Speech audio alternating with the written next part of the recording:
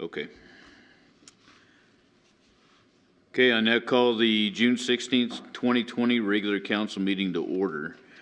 For those of you that will be calling in to speak with council tonight, please mute or turn off your YouTube or TV broadcast when we connect with you. It is hard to hear callers over the sounds, and there is a delay in both these systems.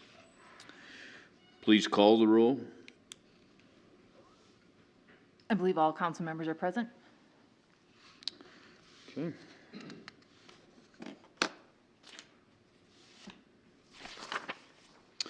All right, and what we haven't been doing for a while that we need to do tonight and get back in the swing of things is the Pledge of Allegiance. So those that are here, if you guys would stand and let's do the pledge. Mr. City Manager. I pledge allegiance to the flag of the United States of America and to the republic for which it stands, one nation, under God, indivisible, with liberty and justice. Thanks.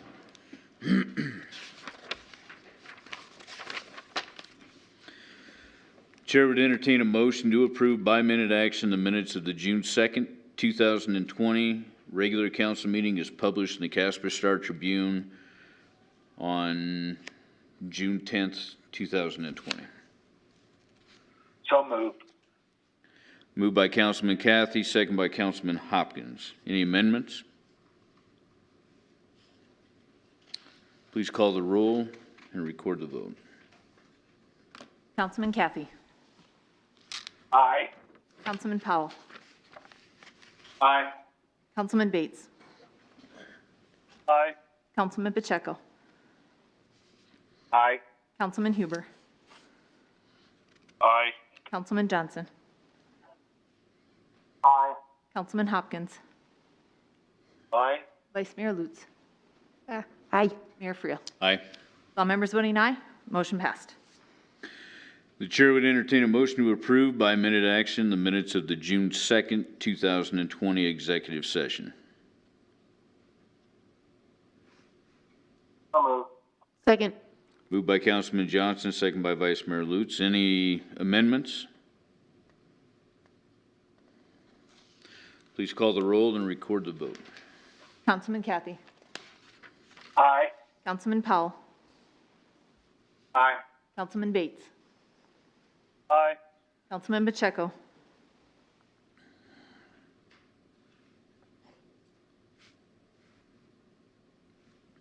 Councilman Pacheco.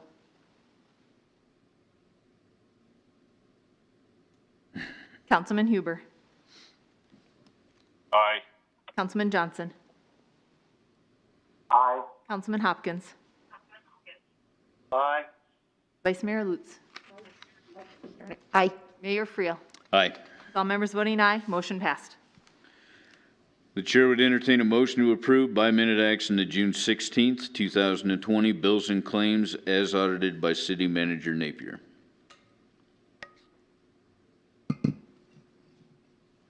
So moved. Moved by Councilman Bates, second Second. by Vice Mayor Lutz. Any abstentions? Please call the roll and record the vote. Councilman Cathy. Aye. Councilman Powell. Aye. Councilman Bates. Aye. Councilman Pacheco. Aye. Councilman Huber. Aye. Councilman Johnson. Aye. Oh, sorry. Thank you, Councilman Hopkins. Councilman Johnson. Aye. Vice Mayor Lutz. Aye. Mayor Friel. Aye. All members voting aye, motion passed.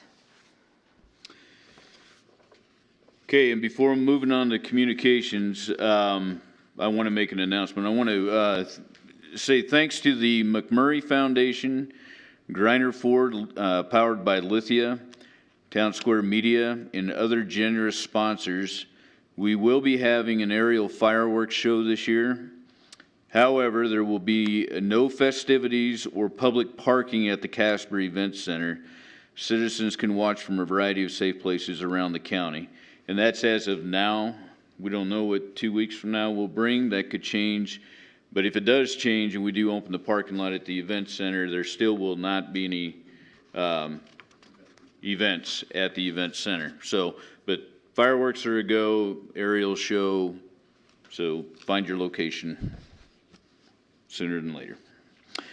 Okay, now is the time we invite public comment. As stated on the first page of the agenda, we ask the following. Please state your name and address. Direct all questions, comments to the mayor and the mayor and only the mayor. No personal attacks on staff or council will be tolerated. Council will not respond to personnel matters. These will be referred to the city manager. Questions posed by speakers may or may not be responded to by council members. Presentations will be limited to 5 minutes, and the duplication of speakers will not be allowed, nor will time extensions be permitted. When calling in, please mute or turn off your YouTube or TV broadcast. It is hard to hear callers over the sound, and there is a delay in both these systems. The public comment phone number is 307-235-7568. City Clerk Trumbull, do we have any calls? Your Honor, we do. We have Mr. Drew Perkins on the line. Okay. Good evening, Mr. Perkins. Good evening. Thank you. Mr. Mayor, members of the council, it's a pleasure to be with you this evening, and thank you for taking just a few minutes. I'm speaking to you tonight about, on behalf of a client of mine, Trito Construction. Trito Construction, back up, and again, my name is Drew Perkins. I live at 1133 Granada Avenue in Casper, Wyoming. I'm appearing tonight on behalf of, as a lawyer on behalf of my client, Trito Construction, who's been a longtime client. Trito Construction has a long and favorable history with the city of Casper. It was awarded Phase 1 of the Midwest Avenue Reconstruction Project and successfully completed it. And it has a good established working relationship with the members in the area, with the city council, and also with the customers along the road. It also has a knowledge of the area and what to do and what to expect through his work on Phase 1. However, when he was removed as a qualified bidder when the bid packages were opened because he had a DUNS number that he was the apparent low bidder, and when a DUNS number is a Dun and Bradstreet number that you register with sam.gov, and the whole point of it is to verify or to provide verification that you have not been suspended or debarred from participating in federal projects. That was also certification that was required and that Mr. Trito signed in his bid submission. Long story short, members of the council, is that his bid was $225,000 less than the next successful bidder, but because his DUNS number had been inactive or was a non-status when it was called by the city, he was determined to be a non-responsive bidder, and his bid was removed and was awarded to the next lowest bidder. Interesting thing about the DUNS number through the sam.gov system is that they're not supposed to expire and they're not supposed to have to be renewed. But somehow, for some reason, this one was. Trito Construction did have a DUNS number, but for whatever reason, it was no status. Within 24 hours of being notified that he didn't have that DUNS number and that he would not be awarded the contract, he obtained a DUNS number, and that number has been provided to the city of Casper. I just wanted to, we have been in contact with the city attorney's office. I did provide a pack. The city attorney has confirmed that the reason why is that the DUNS number, without it, the city was unable to confirm whether the contractor had been disbarred or suspended from the federal projects.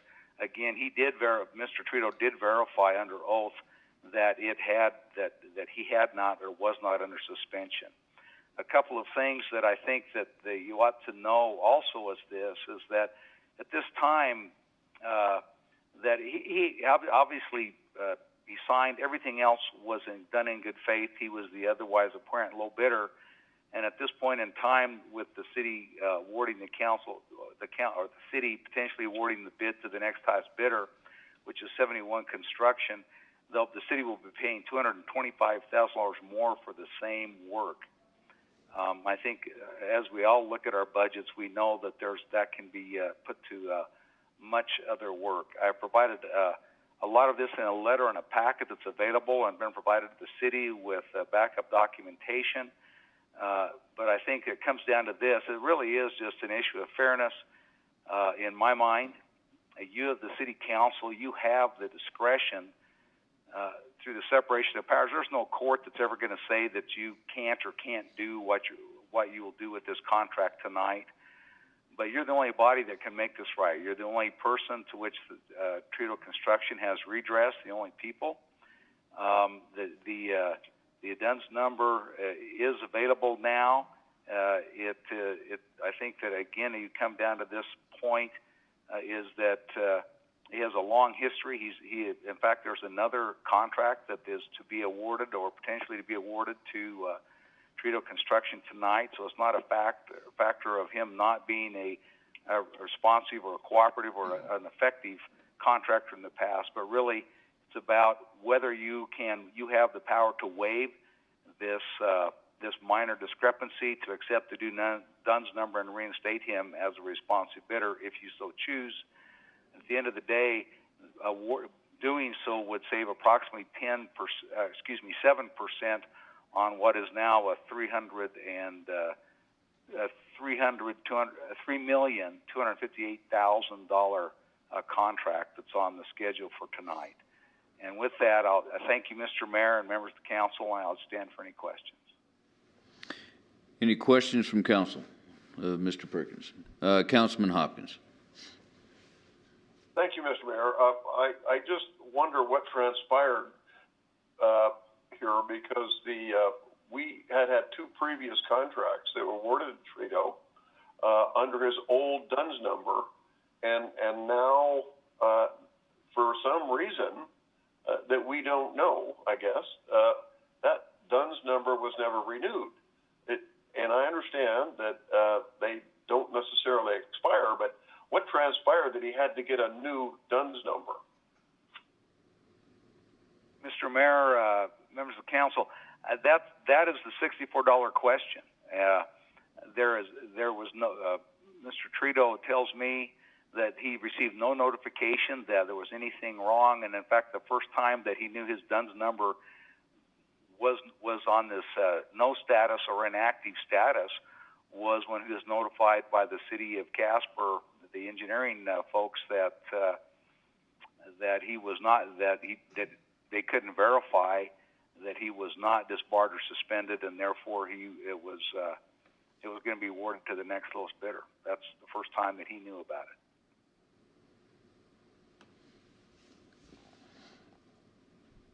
Thank you. Any other questions of council for Mr. Perkins?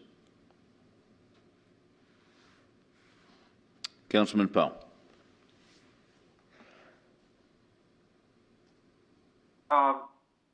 We were informed in the pre-meeting, Mr. Perkins, that the DUNS number is still not in place. You're telling us otherwise.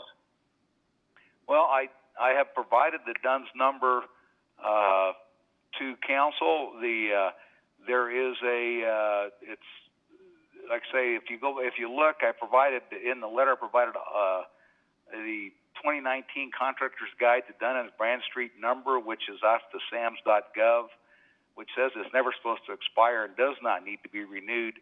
Yet here we are. He does have a DUNS number. I provided it in the letter to the city. I think Mr. Trudeau has also provided it to them.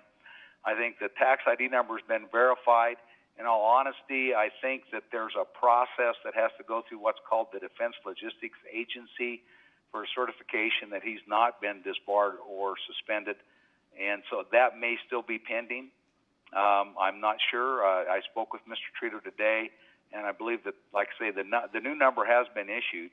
I don't know exactly what else is waiting for this, but there is a number that has been issued, and it has been provided to the city. That I do know.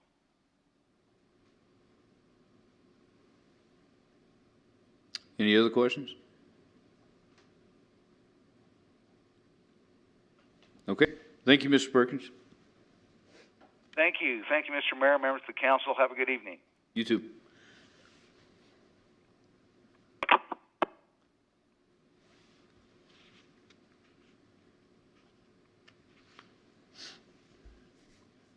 Mrs. Tremmel, do we have any other calls? We do not. Okay.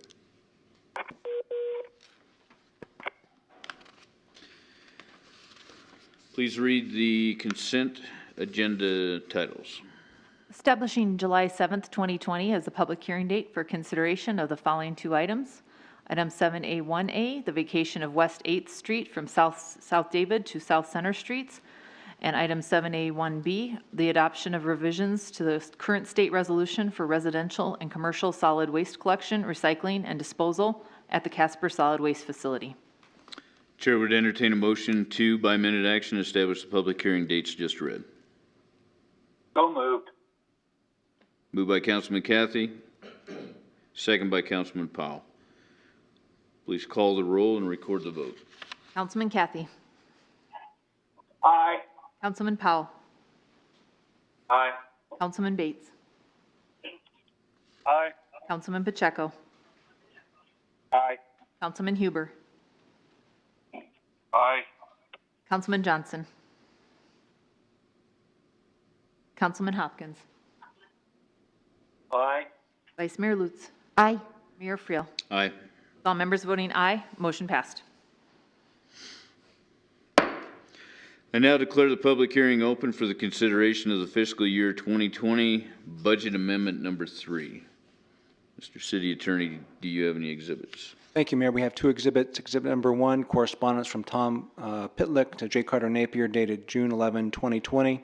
And exhibit number 2, affidavit of publication, is published in the Casper Star Tribune dated June 4, 2020.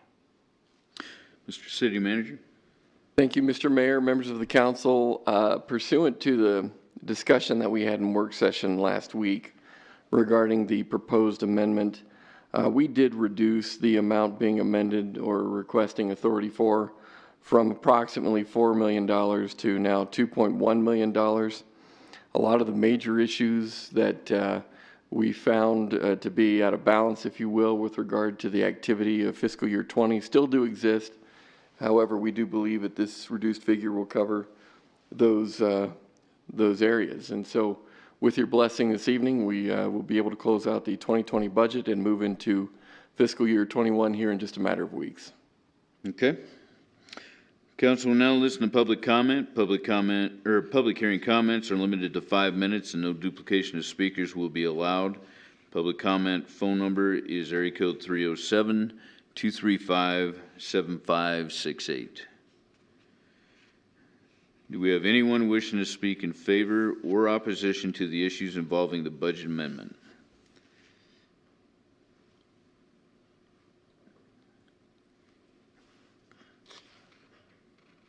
City Clerk Tremmel, do we have any calls? Your Honor, we do not have any callers at this time. Okay. There being no one to speak for or against the budget amendment, I now declare the public hearing closed. The chair would entertain a motion to, by resolution, authorize the budget amendment. So moved. Second. Moved by Councilman Powell, second by Councilman Hopkins. Discussion?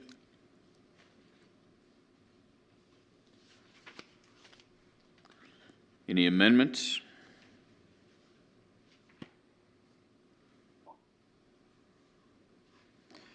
Please call the roll and record the vote. Councilman Cathy. Aye. Councilman Powell.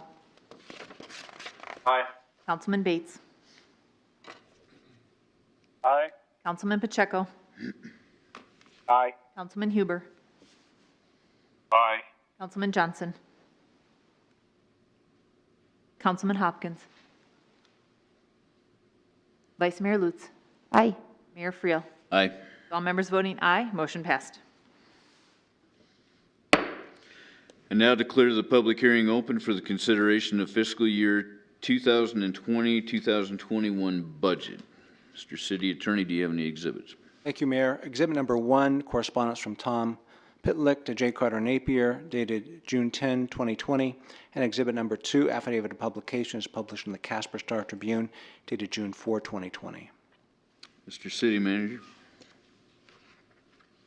Mr. Mayor, members of the council, about a month or so ago, council and I had the opportunity to go through a lot of the detail with respect to the fiscal 21 budget that was proposed. Since that time, we have also entertained additional conversations together pertaining to additional feedback, additional direction, and we have tried to capture all of that direction with regard to what you see in front of you this evening. This is a budget that attempts to allocate in excess of $135 million of anticipated revenue to the city. That's both in the form of sales tax revenue as well as utility revenue,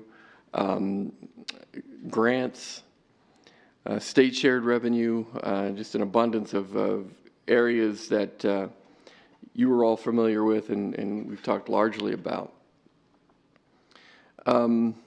This budget does have its complications, albeit being down from last year by some multiples of millions of dollars. We still are presenting a budget, particularly in the general fund, that is out of balance and will require some reserves in order to operate over the next fiscal year. Indeed, as I mentioned during our initial budget conversation together, I do anticipate that we're going to have to come back together and visit further about projections that were probably short, if you will. I'm certainly hopeful that that won't be the case, and I'm certainly hopeful that we don't have to increase our burn rate, which at this point in time we think will be at about 11% a year. I'm hopeful we can drive that number down. I'm hopeful that we can adjust our projections as we go through the fiscal year. With your blessing, of course, that will keep us in the neighborhood of that particular burn rate moving forward. Mr. Mayor, with your positive adoption this evening, we will have a budget direction for the next fiscal year, and pursuant to any other amendments or opportunities to discuss at this point in time, we believe does represent an approach that is conservative, an approach that recognizes the difficulties we're having financially, and albeit imbalanced, we think reasonable and responsible. Okay. Council will now listen to public comment. Public comment or hearing comments are limited to 5 minutes and no duplication of speakers will be allowed. Public comment phone number is area code 307-235-7568. Do we have anyone wishing to speak in favor or opposition to the issues involving the budget? City Clerk. Your Honor, we do not have any calls. Sorry. We do not have any calls at this time. Okay, thank you. There being no one to speak in favor or against the budget, I now declare the public hearing closed. Chair would entertain a motion to, by resolution, authorize the fiscal year 2020-2021 budget. Moved by Councilman Hopkins, second by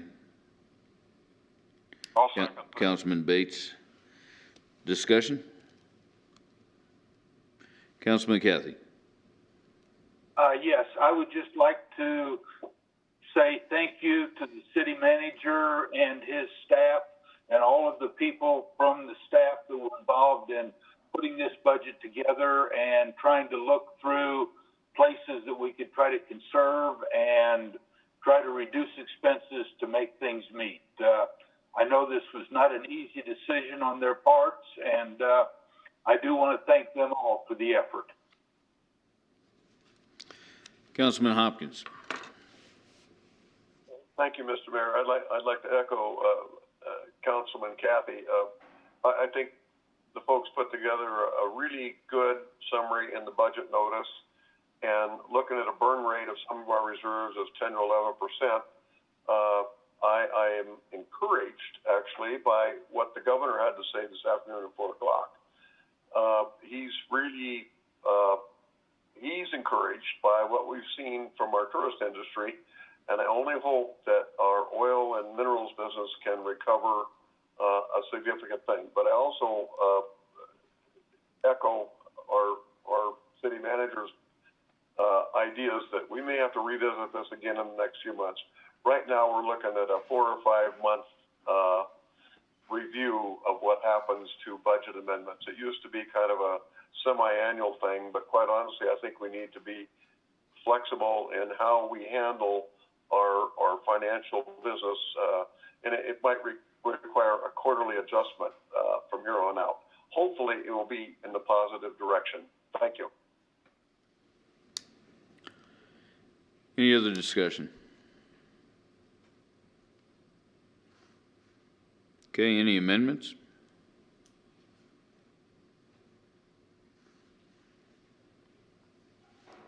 Okay, please call the roll and record the vote. Councilman Kathy. Aye. Councilman Powell. Aye. Councilman Bates. Aye. Councilman Pacheco. Aye. Councilman Huber. Aye. Councilman Johnson. Councilman Hopkins. Aye. Vice Mayor Lutz. Aye. Mayor Friel. Aye. All members voting aye, motion passed.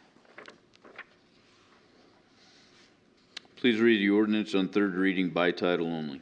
An ordinance amending section 15.02.120 and 15.04.070 of the Casper, of the City of Casper Municipal Code.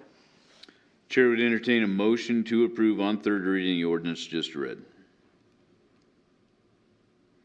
Councilman Powell. Second. Second by Vice Mayor Lutz. Council will now listen to public comment. Public comments are limited to 5 minutes. No duplication of speakers will be allowed. The public comment phone number is 307-235-7568. City Clerk Tremmel, do we have any calls?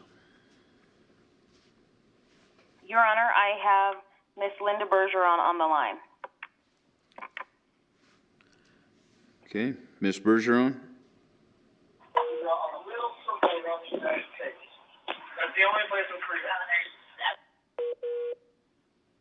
I'm sorry. Looks like we just lost her. I think she may be hung up.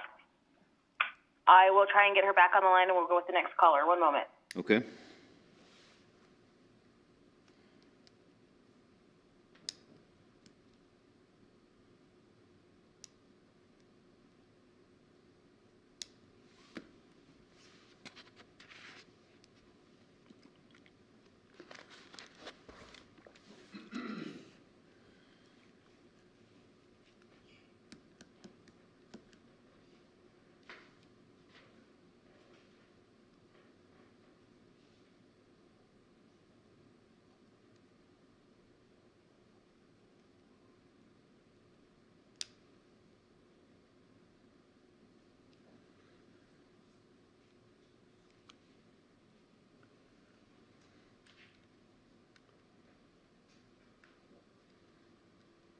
We're off to a good start. Yeah. That's a good sign.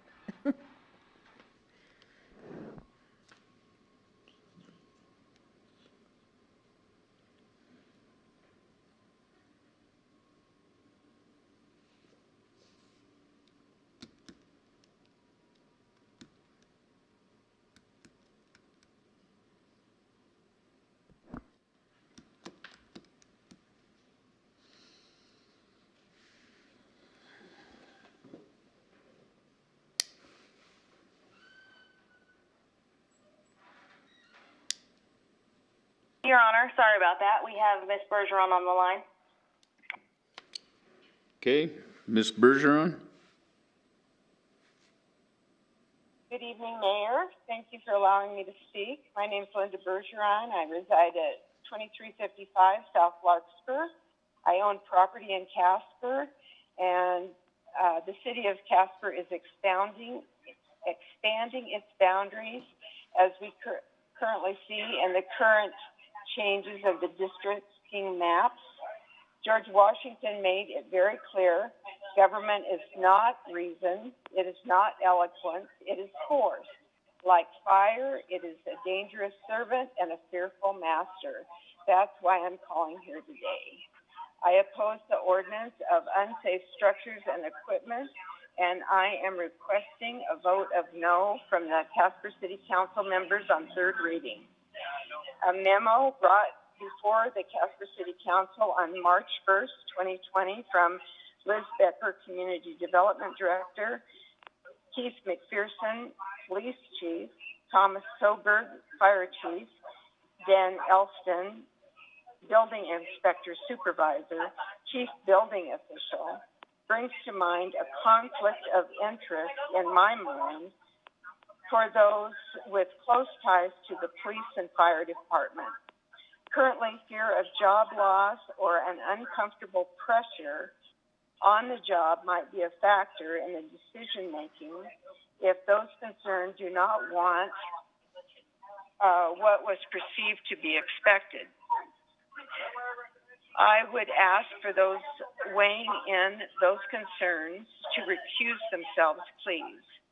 I have watched the code enforcement has unveiled itself. It is always encroaching and never satisfied. It does not ever relinquish its authority of that we can be sure. I think that we are bypassing contract law here, the contract under which the houses purchased, which is on file in the title company. And perhaps many of us are grandfathered depending upon when we purchased our home. Also, let us hold in high esteem the sanctity and the peace that we esteem and is God-given to us. We esteem these rights from our Fourth Amendment, where the wisdom and the spirit of the law is protected. No vote in America should ever attempt to deprive one of this essential right to freedom. The proposed ordinance violates the permit process by design. It will give permission to come into my private home, my personal home. When I permit them, I will let them enter by my consent. I think that in the back of your memory, you might recall the Declaration of Independence preamble.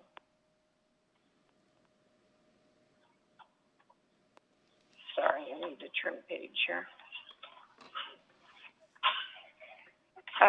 Responsible citizens have mentioned existing laws currently on the books, which are already in place to address these issues arising from the memo. But more importantly, I believe this overreaching endeavor brings to mind the priceless value of churches and the charitable hand extended by the church. Churches will minister and more. I think this ordinance will drive a new trend away from public charities. 1 minute, Ms. Bergeron. Of certainty back to churches, which charity actually belongs. A government that endorses neighbor reporting on neighbor has breached the trust of good government. Folks have candidly said that they would avoid using Meals on Wheels service. That might be a well thought out plan when the end result could be a cot at the Life Ships campus for who knows how long. Refer to the March 10th video for clarification on my comments. Please allow me to remind you that Need you to wrap it up, Ms. Bergeron. Okay, that code enforcement is vague. Thank you. Thank you. Any questions of Ms. Bergeron from council? Okay, thank you, ma'am. Thank you.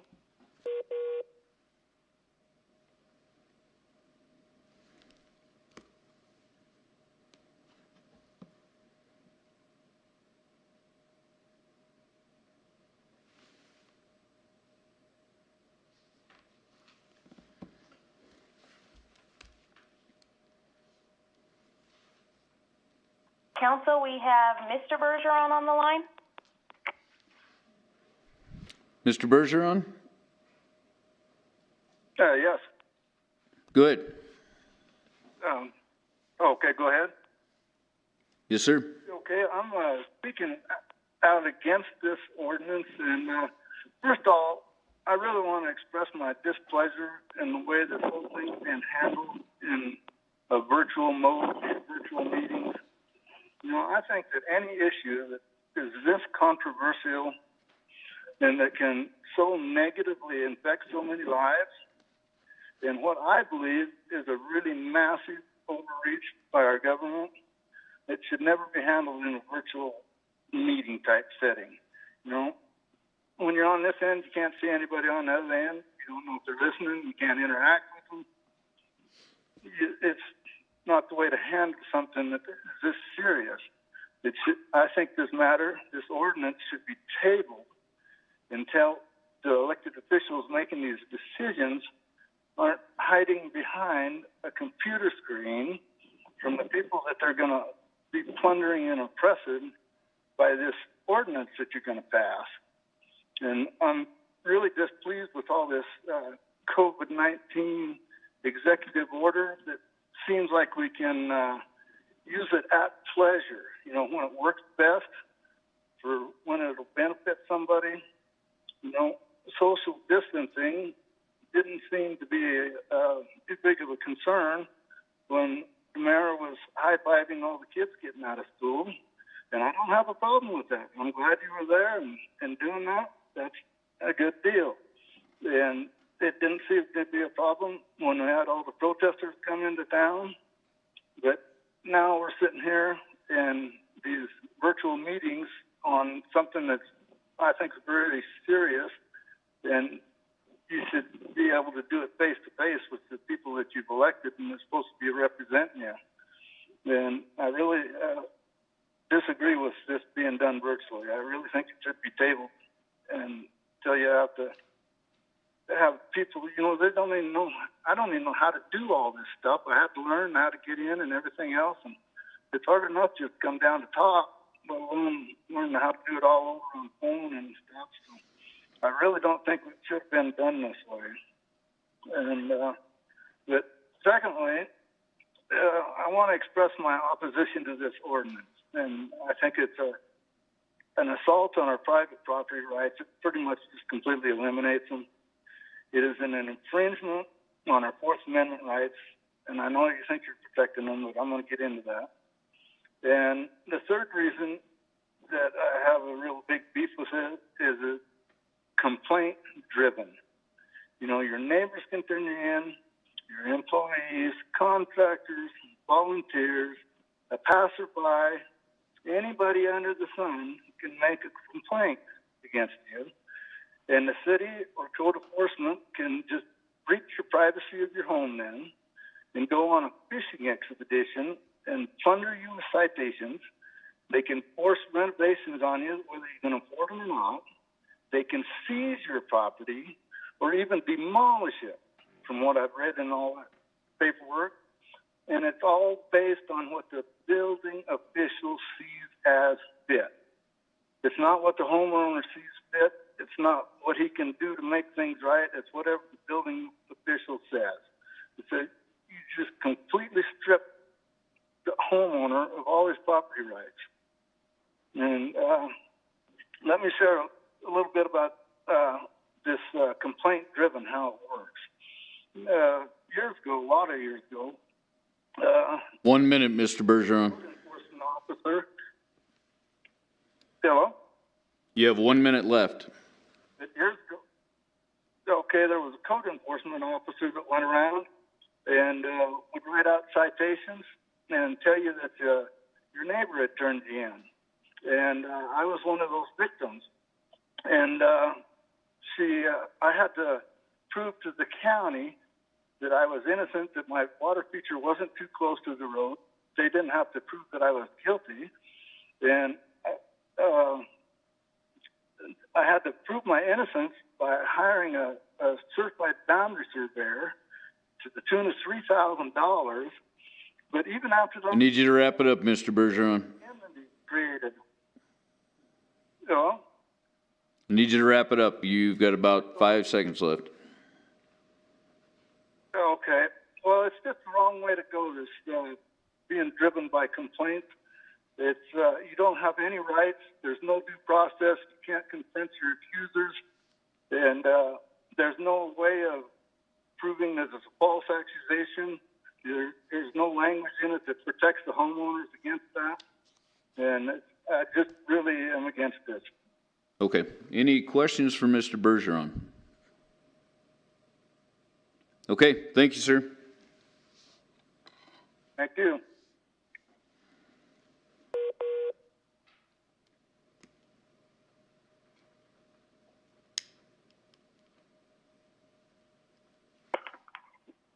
We'll connect the next caller just a moment. Okay.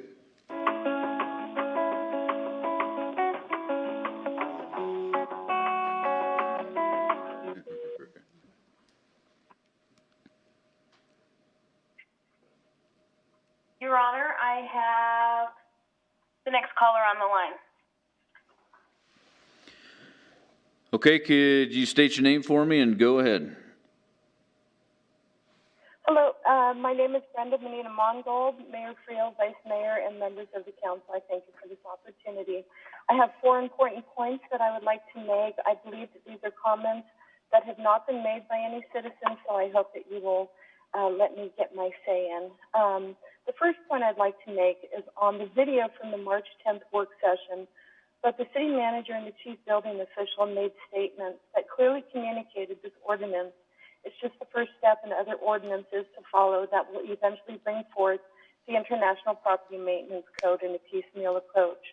This is not being imagined by any citizen. Please listen to these exact quotes from that meeting. The city manager said it is a piecemeal approach for the worst of the worst, and we do need to bring forward some other pieces and parts.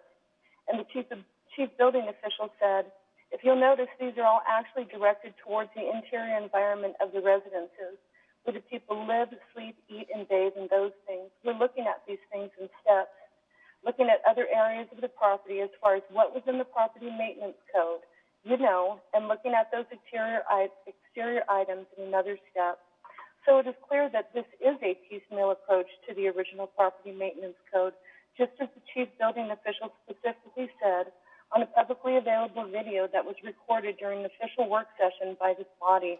So on that note, I respectfully ask if we could all please move forward in this discussion with that issue being recognized as a fact. The second point that I would like to make, I believe that the city of Casper needs to eliminate private homeowners from the ordinance, which would mean deleting 15.02.010 from this ordinance altogether. This is a citizen request that I am making for members of the council tonight to amend the ordinance and remove all reference to single and two-family dwellings that do not rent to tenants. Here are my reasons why. Private homeowners should not be lumped with landlords in any ordinance. Landlords contract and charge money to tenants for housing rental fees. Being a landlord is a commerce-based contract with a tenant. Being a resident in your home is not. There is no rational explanation on why private homeowners who do not rent to people who are being lumped in with landowners and apartment owners. This is a precedent that I am completely uncomfortable with and that I strongly oppose. My third point regarding vulnerable populations that are consistently brought up as the primary justification for this ordinance. I know that we already have state statutes that were enacted specifically to protect vulnerable populations. Title 35, Public Health and Safety, Chapter 20, Adult Protective Services, and that is Statute 35-20-101 through 116. I don't understand why these statutes are insufficient for the city to use to assist and protect our vulnerable community members. These statutes give authority to both our police department and the Department of Health to deal properly with people who are abusing or exploiting vulnerable people. None of us wants that to happen. Not a single resident wants to see any of our vulnerable persons to be mistreated. City officials say that the Wyoming Residential Property Act isn't good enough, but I think that there's a connection between that and the Wyoming Adult Protective Services Act. And I believe that these are existing tools for law enforcement and the Department of Health to work with. If those state statutes need amended to clarify that connection, why hasn't anyone in the city approached our legislature to address this? I don't understand why the Adult Protective Services Act is not being used. Aren't we required to implement the corrective actions in these statutes if we know that vulnerable people are being mistreated? This ordinance used against a person who is a private 1 minute, ma'am. and is already vulnerable beg your pardon? You have 1 minute left. Hello? Okay, I'm going to get into the unintended consequences. I was shocked during the March 10th video to see and hear elected officials and non-elected officials show and discuss the desire to take pictures on the insides of our homes. Knowing that this is the reality, the drive by the city of Casper to want to get inside our homes and take pictures is absolutely mind-blowing and scary. I can tell you that I will do everything in my power to never use Meals on Wheels to not 15 seconds. or police if I can avoid it.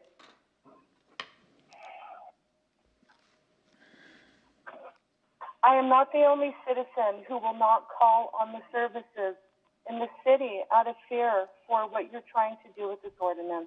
Thank you very much. Thank you. Any questions for Ms. Mongold?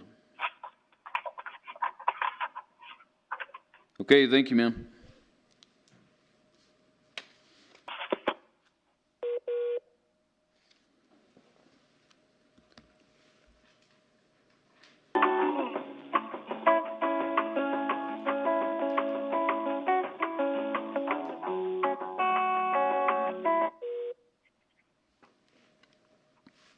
Your Honor, I have Miss Kathy Ide on the line.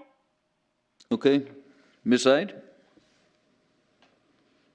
Mr. Mayor and council members, my name is Kathy Ide, 159 North Folcott. Thank you for allowing me to speak tonight. Many of the comments made so far by our council members at the work sessions and the meetings regarding Ordinance 12.2 have not only given me great concern for their disrespect of taxpaying property owners in Casper, but those comments have proven this ordinance is far more than a regulation of safety codes or personal behavior. It's an issue of unchecked power versus liberty. In that memo from the city staff that was dated March 10th, 2020, the most disturbing falsehood presented was the statement that the city has extremely limited ability to address unsafe living conditions. But the fact remains that this council is aware of the Wyoming state statutes written explicitly to remedy issues that this ordinance purports to correct. Those remedies can easily be found in the Adult Protective Services Act. Now, typically, this sounds always sort of corny, but when I'm looking for wisdom in regard to government issues, I always first turn to Founding Fathers' writings. But, however, the most fitting one I found for this situation comes from C.S. Lewis. I'm sure you're all familiar with him, the author and the theologian. But this is the quote: "Of all tyrannies, a tyranny sincerely exercised for the good of its victims may be the most oppressive. It would be better to live under robber barons than under omnipotent moral busybodies. The robber baron's cruelty may sometimes sleep. His cupidity may at some point be satiated. But those who torment us for our own good will torment us without end, for they do so with the approval of their own conscience." End quote. In my opinion, this unsafe structures ordinance is simply a means for busybody politicians looking for more ways to grow government and grow control. Safety is just the pretense. This ordinance fundamentally denies a person's choice to live as they wish. It fundamentally dictates that one must live as code enforcement and council sees fit. This is nothing short of implementing force and denying freedom. So in closing, I will leave you with the words of Thomas Jefferson. "The true foundation of Republican government is the equal right of every citizen in his person and property and in their management." Mr. Mayor and council members, I urge you to restrain your good intentions and allow Casper property owners and tenants to manage their own living conditions as they see fit. Thank you. Any questions from council for Ms. Ide? Okay, thank you, ma'am. Thank you.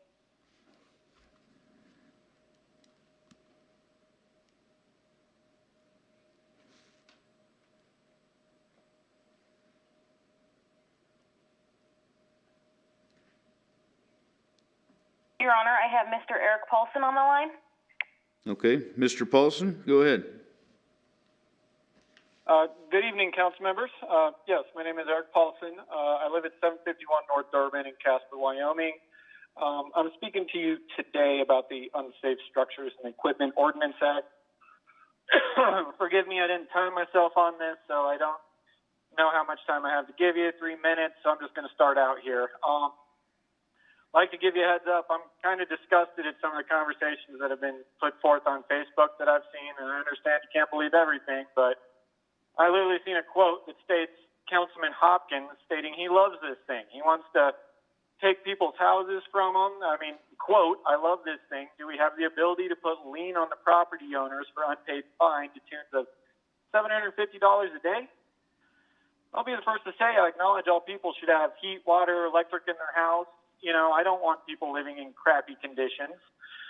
But for the city to create a mandate on all property owners, because let's be completely honest here, we have one disgruntled, disgusting property owner. Sorry about that.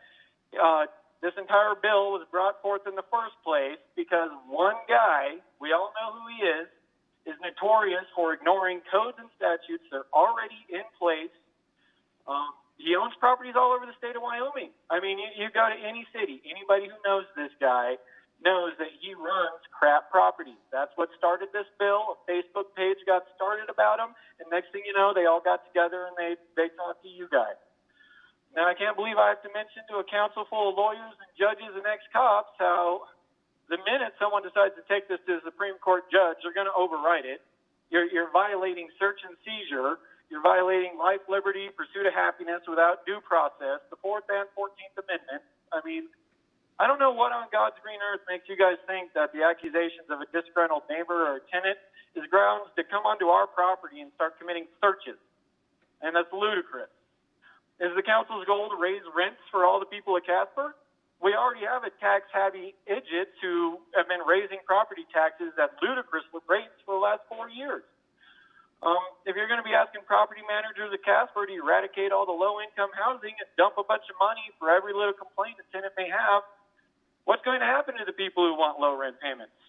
How can they save money for their own houses or cars or vacations?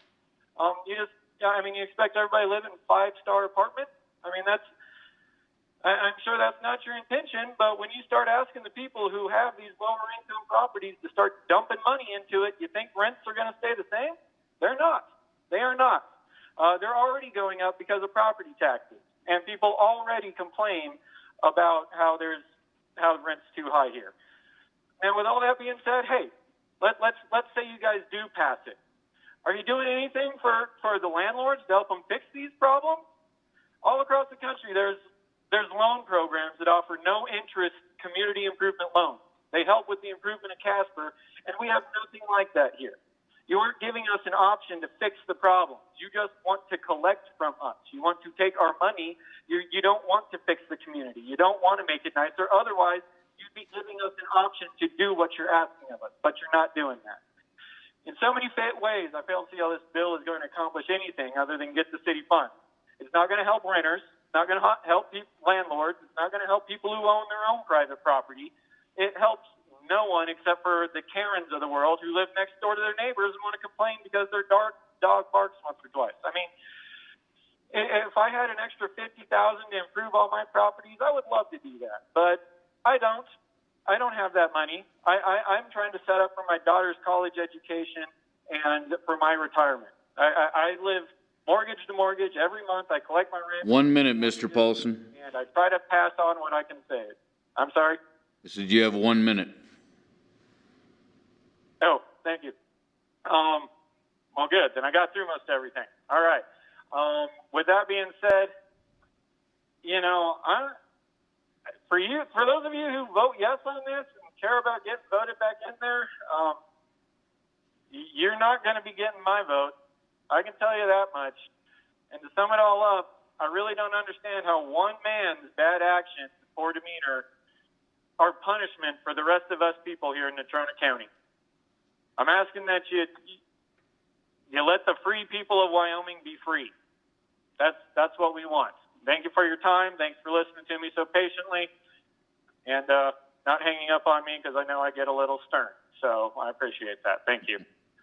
Any questions of Mr. Paulson? Okay, thank you, sir.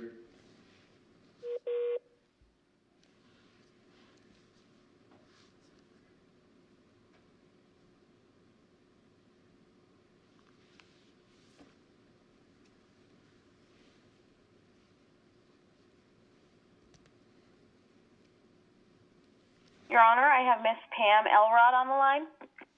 Okay. Ms. Elrod, go ahead.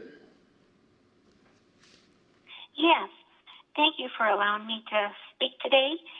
And I oppose unsafe structures and equipment. And I am having trouble finding things to say at this time, especially considering comments from the last meeting that there weren't anything you wanted to hear from us anymore, as you heard everything already anyway. I just was sitting here listening to everybody, and I just wish there was some way that we could have a conversation between each other. We say all this stuff, but nothing ever happens, no conversation. You just are bent in getting this ordinance passed through. And not opening up this meeting for public to come and speak in more numbers against the ordinance or postpone voting on this issue till you do open up is an obvious, blatant attempt to push this ordinance through, no matter what people say. I guess it just, surely you can understand why people are very skeptic about this.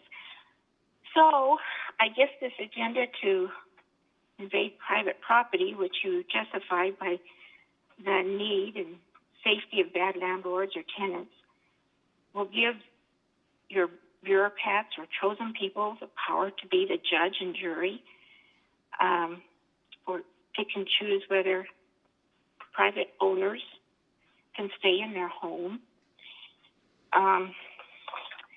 Some of you have nothing to lose because you're retiring anyway. You are protected by appointed and elected officials, so you can ignore the people that elected you. We just wanted to be heard and have a discussion or show that what we say is important to the people we elected to serve the community instead of regulating punitive and hardship laws to hurting people. We've already seen the results of all these regulations that hurts people more. Your speech sounds good, but it's very harmful. So all these words that were said tonight, I feel it doesn't mean anything. But the elections will show the truth on what your people think. And you don't know because you have not allowed free and public conversation. I just wish we could have a conversation. Thank you so much. Any questions for Ms. Elrod? Okay, thank you, ma'am. Thank you.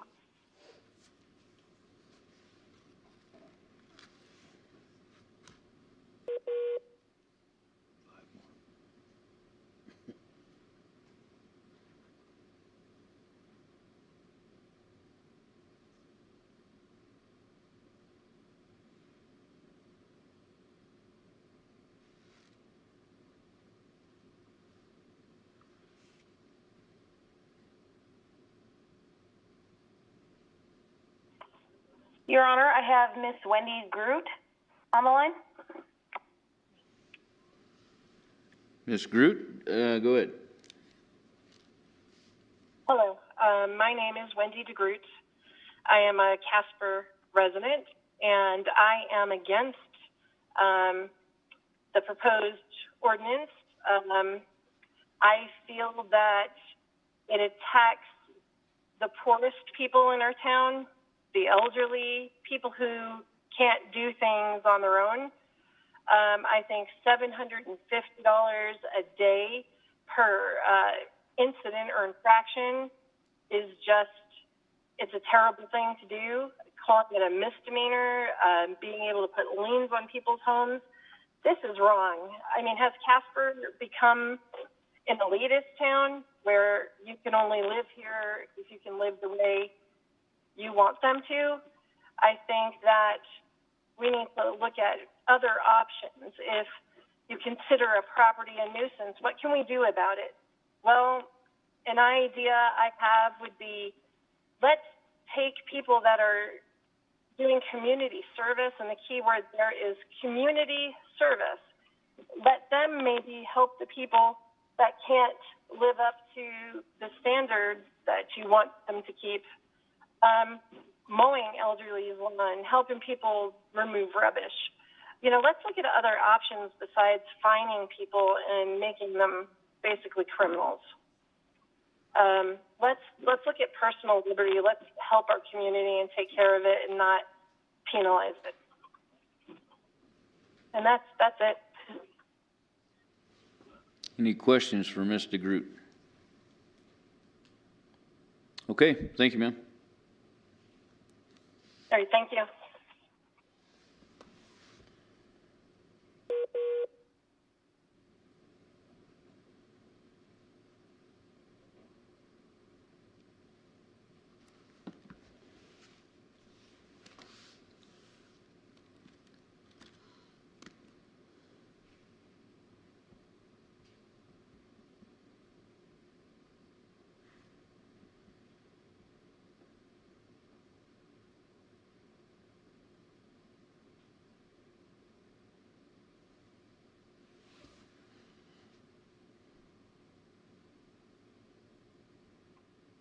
Your Honor, I have Miss Jody Von Segern on the line. Okay, Ms. Von Segern, go ahead. Thank you, Mayor and Council, for taking my call. I'd like to oppose the Unsafe Structures and Equipment Ordinance.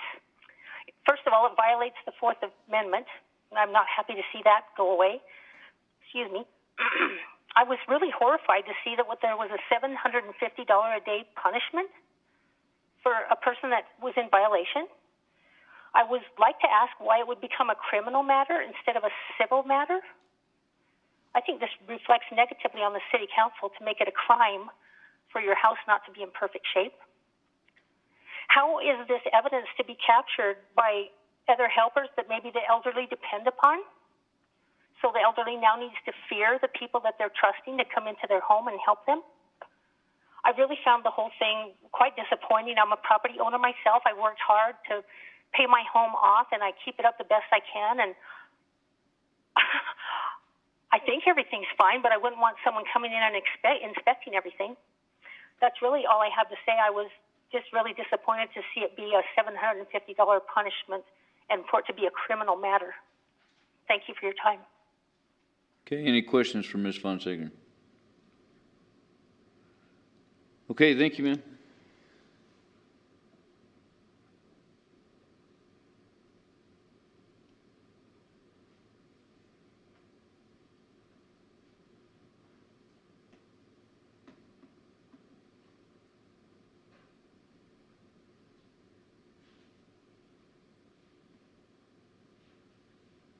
Your Honor, we are getting Miss Gia Dugan on the line.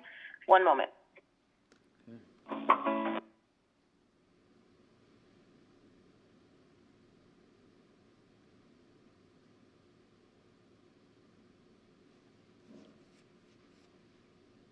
Your Honor, I have Miss Gia Dugan on the line.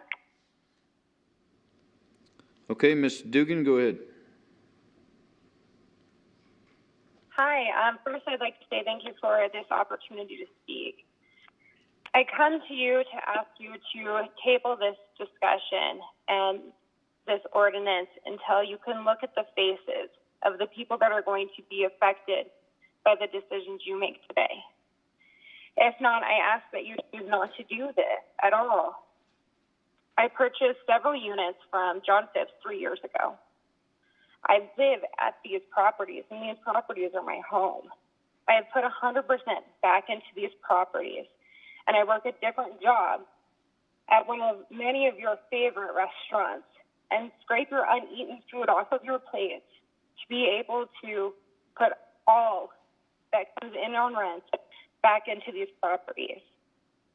With that, I believe I am the only place that allows housing for people with no deposit, all utilities paid, pet-friendly, no breed restrictions, no pet fees, on a month-to-month lease that allows people to get out of a horrible situation and into something where they can quickly move over to something better when it comes available.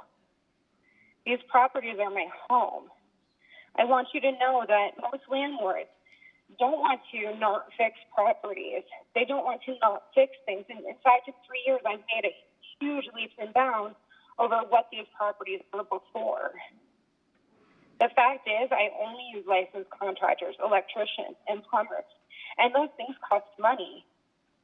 And within putting 100% back into these properties, as I'd be happy to show you on all of my tax returns, charging me fines will not make this done any faster.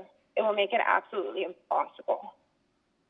Most of my people have no other option on where to live.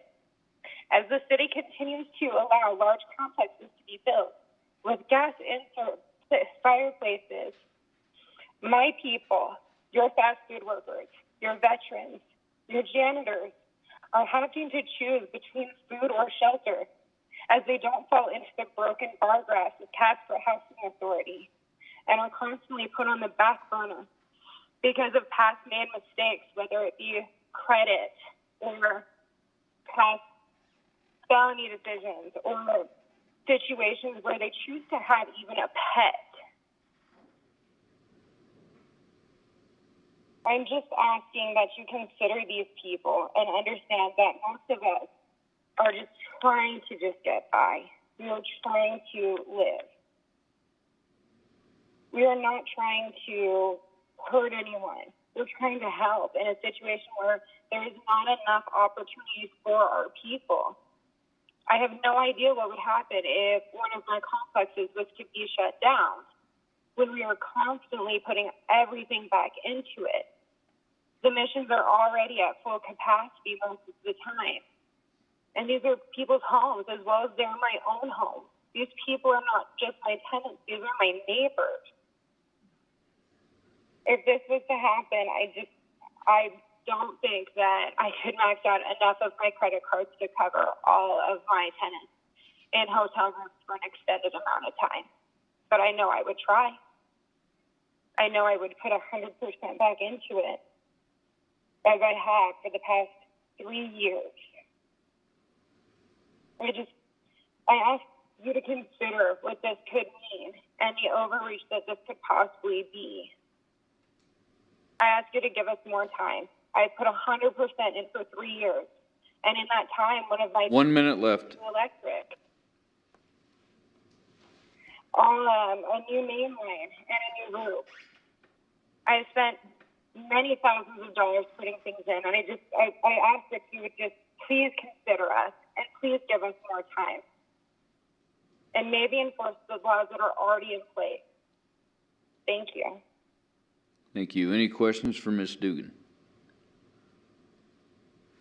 Okay, thank you, ma'am. Thank you.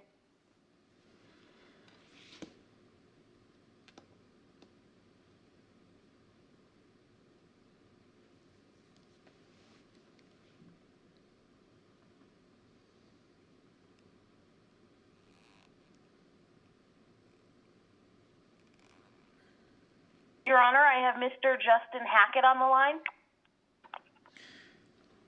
Okay, Mr. Hackett, go ahead. Oh, Hello, go ahead. yeah, so I was actually, yep, can you guys hear me? Yeah. Hello? Okay. Yeah, so I'm just calling in quick on the unsafe structures thing you guys are talking about. I was kind of shocked to hear from somebody how many people are actually supporting this, so I just felt like as my civic duty, I need to call and voice my opposition to it. I feel like we already have enough codes and laws and things in place for keeping people safe. We have codes that we enforce for new construction, and you know, that kind of, and then things that are already built.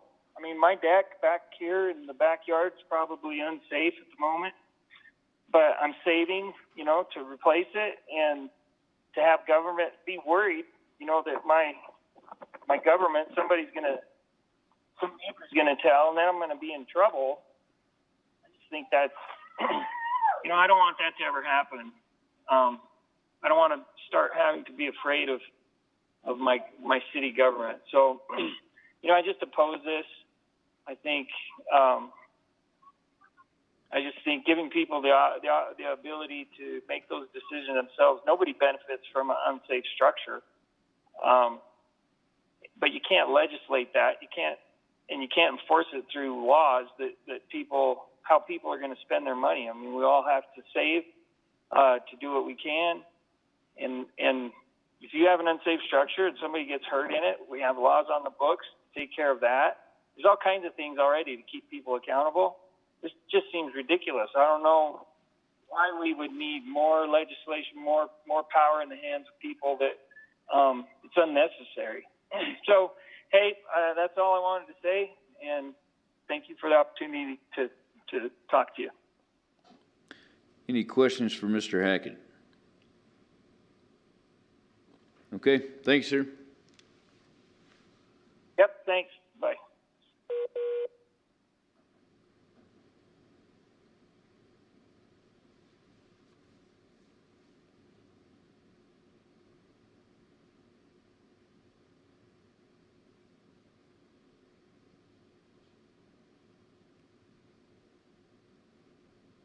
Your Honor, I have Mr. Christopher Gardner on the line. Okay, Mr. Gardner, go ahead. Good evening, everyone. Yeah, good evening, everyone. How are y'all? Good, go ahead. So, I thank you for y'all's time. I wanted to give a couple pieces of input regarding this, I believe it's Unsafe Structures Ordinance. I've been living here in my apartment since last August. I'm disabled, been on SSDI for 2 years, low income, and I can't get my landlord to fix anything. I can't even get him to put in ADA safety devices in my home.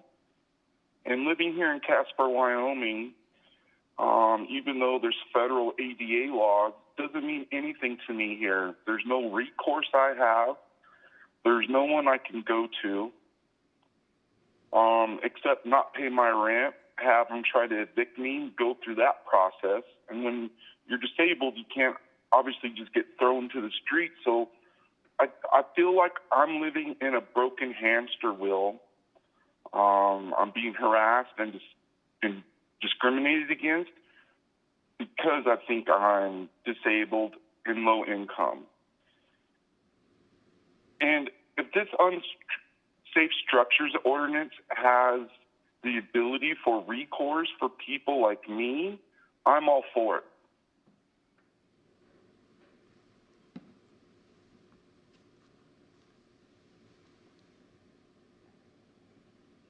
Okay, any questions for Mr. Gardner? Okay, thank you, sir. Yep.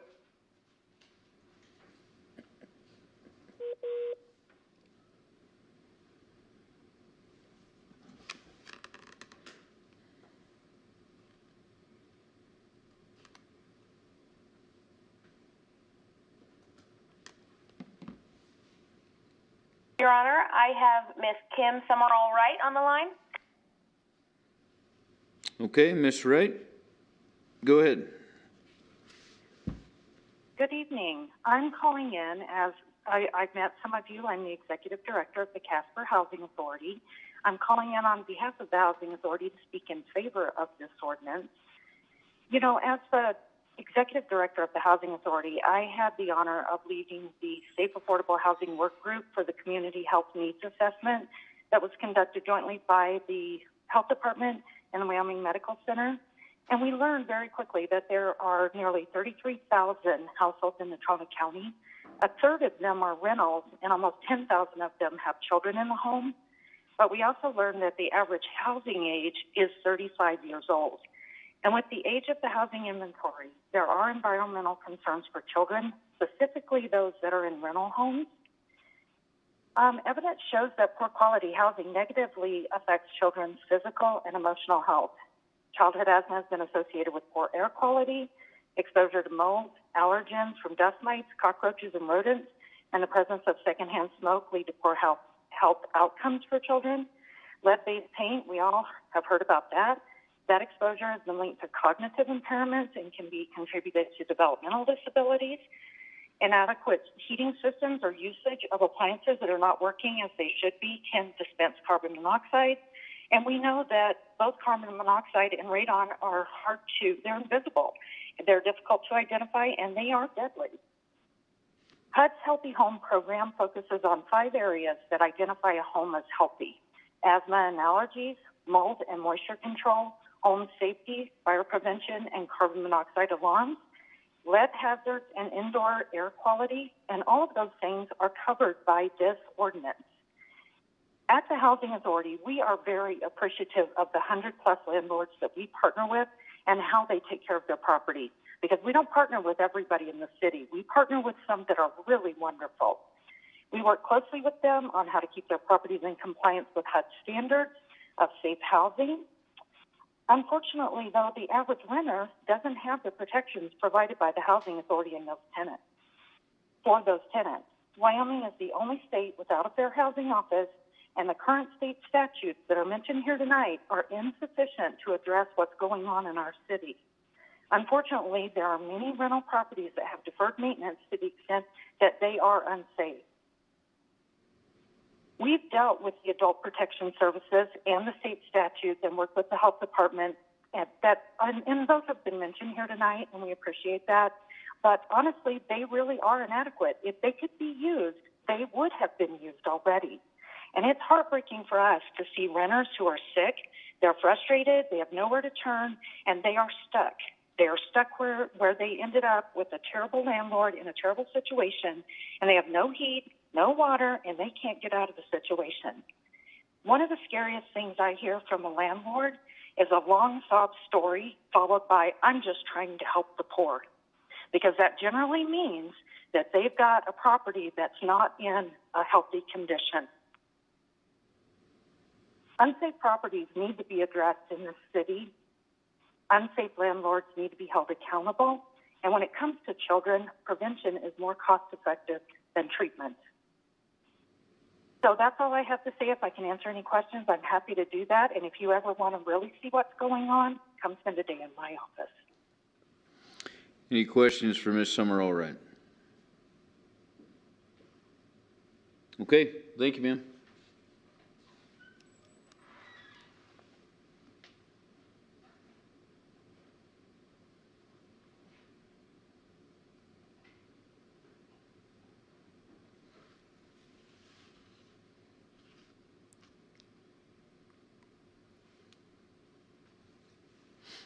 Your Honor, I have Ms. Ruth Heald on the line.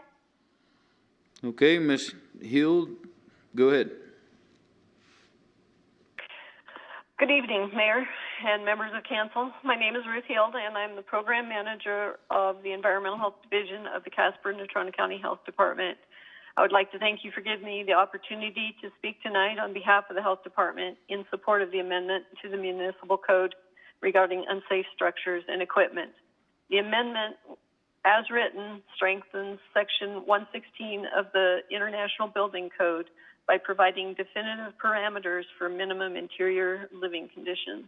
These parameters and their definitions allow for enforcement of the building code and provide the citizens of Casper that are trapped in unsafe living conditions recourse that until now has not existed. Let me provide some examples from my 20 years of experience as a health inspector that this amendment could address in the future through the enforcement of means of egress, functional water systems, and sanitary drainage.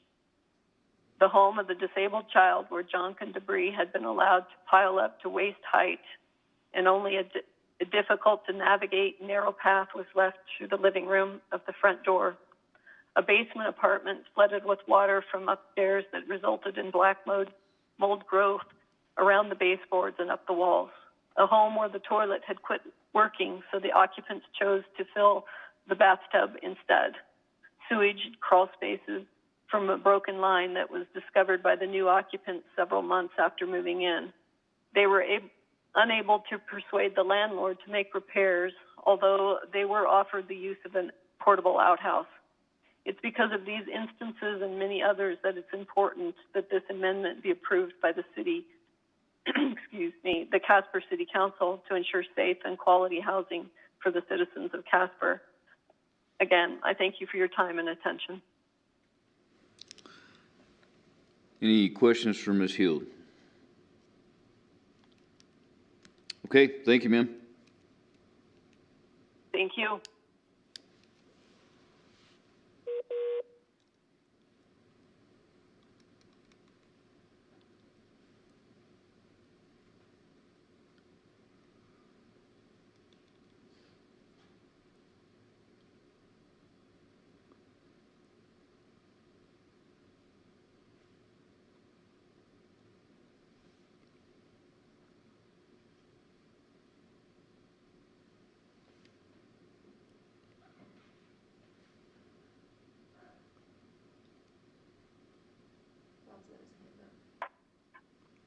Your Honor, I have David Zemer on the line. Also on the line with him is Amy Tahiri. Okay. Good evening. Good evening. Go ahead. Yes, I was just, I'm an attorney with Legal Aid of Wyoming here in Casper, and it was my understanding that I was strictly to speak on the current process under state statutes for what is basically considered a constructive eviction, which is when basically the conditions in a home are so bad that it's basically effectively you're being evicted. And also clarify that I'm taking no position whatsoever on the proposed legislation. I am not permitted to advocate for such things, and I'm simply here to explain the current situation, or under the statute, how it would work. The statutes are triggered basically when a unit does not have operational electrical, heating, plumbing, or both hot and cold running water. So to give an example, let's suppose that in January, a tenant does not have heat. In order to trigger these statutes, his rights under the statute, he must serve a written notice on the landlord, and it has to be sent by certified mail. Simply notifying the landlord any other way would not trigger the statute. There's section 1-21-1203 sub B. Also, he has to remain current on all rental payments during this process. Once he does send that certified notice, the ball then goes to the landlord's court to either refuse to correct the condition or to terminate the lease. So he could give the renter notice in writing that he's terminating the lease, at which time the tenant would have between 10 and 20 days to leave. If the landlord simply does nothing, then the ball goes back to the renter's court, and he has to wait a reasonable time after he served written notice, but the statute does not define reasonable time. And he then has to submit another certified written notice by certified mail, and that notice must recite the previous notice, state the number of days that have elapsed since that notice was sent, state the conditions which have not been corrected, demand they be corrected, and state that failure to correct within 3 days, he will then seek redress in the courts. the ball then it goes back to the landlord's court, and if he does nothing within those 3 days, then the tenant can commence a civil action. And a hearing would then have to be held not less than 3, no more than 20 days from the date that the landlord is served with the legal action. And then at that point, the case would go to court, and the judge would make a decision as to whether or not the repairs are, whether or not the landlord unreasonably refused to correct the problem. And if the court does agree then with the tenant, the effect is that he orders that the rental agreement be terminated, and the tenant then has 10 to 20 days to move out, and the landlord has 30 days to pay what the judge ordered him to pay. And that is basically the way the constructive eviction statutes work in Wyoming. Do you have any questions? Any questions? Councilman Powell. Thank you, Your Honor. Mr. Terry, is that correct? I'm sorry. My name is David Zemer. Oh, I'm sorry. I'm sorry, sir. How many cases have been adjudicated in the Casper area using this statute in the last 5 years? My understanding from our deputy director is that in 18 years, he only knows of 2 times it's been successfully used in the entire state. I don't know of any.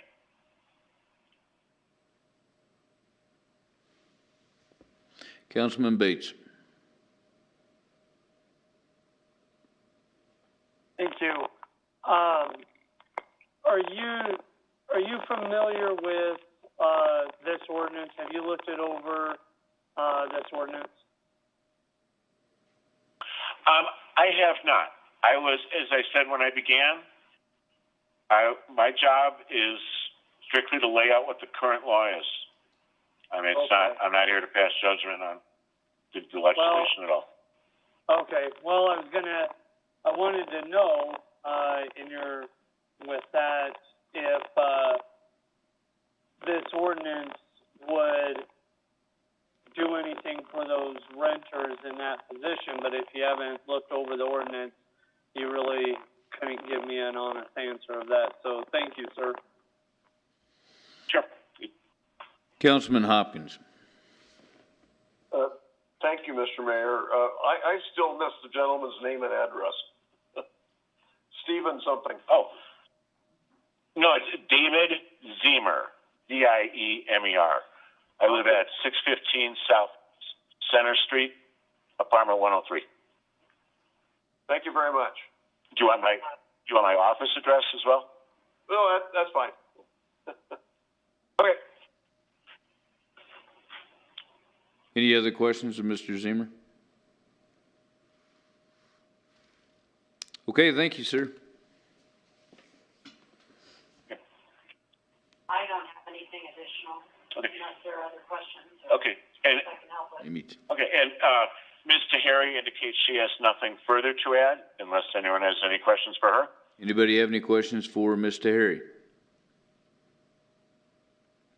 Okay, doesn't look like it. Thank you. All right, thank you. Have a good night. You too.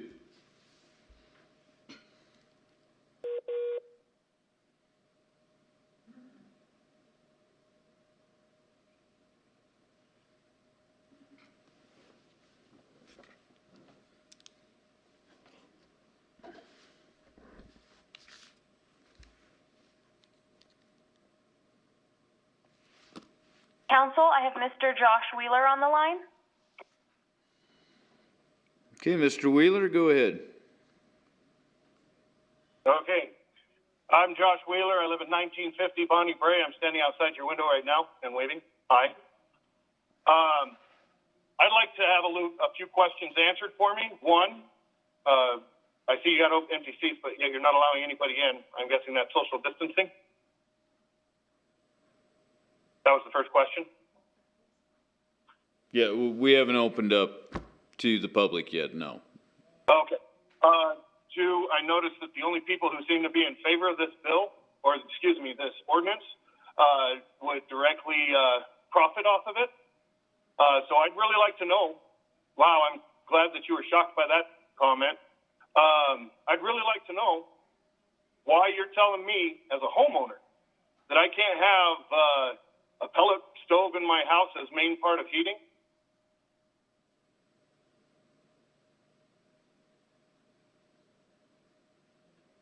Full question. It's a part of E where it says that you can't use anything that burns any kind of fuel. What is a fuel? I asked one of the council members if that includes pellet stoves and wood stoves. I was told yes. So you're telling me that we can't use pellet stoves or wood stoves on this?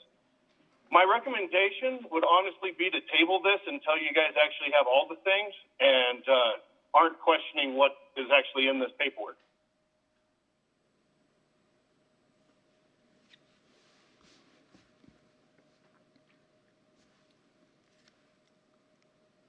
It says fuel burning space heaters. I don't think a pellet stove is considered a space heater. Do you want us to answer that, Mr. Mayor? Speak up, please. If you want. Good, Mr. Mr. Mayor, members of the council, the ordinance does not disallow pellet stoves or wood-burning stoves as primary sources of heat. As a space heater, there may be some problems, but as a primary source of heat, those are all eligible. Do I need to pull up the ordinance itself? Give me a second and I will. I've got it pulled up. I can read it for you. It says, exception, fuel burning space heaters shall be allowed for emergency use only until repairs are complete on the required approved heating appliance. And when you can't afford that and it's going to go longer than a temporary thing, like maybe through the summer or through the winter, Not temporary. how are you going to enforce this? By going into people's homes?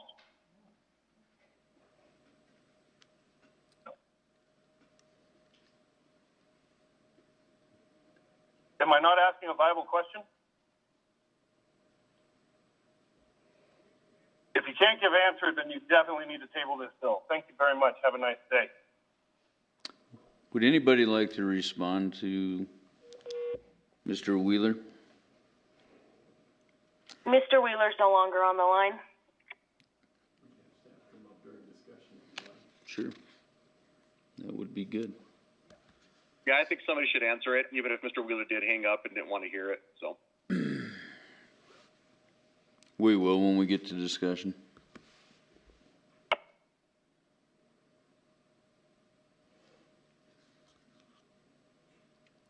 We have another caller. One moment.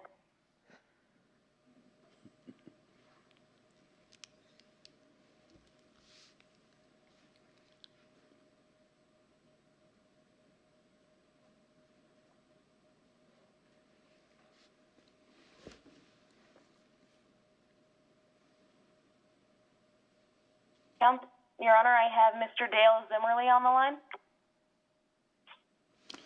Okay, Mr. Zimmerly, go ahead.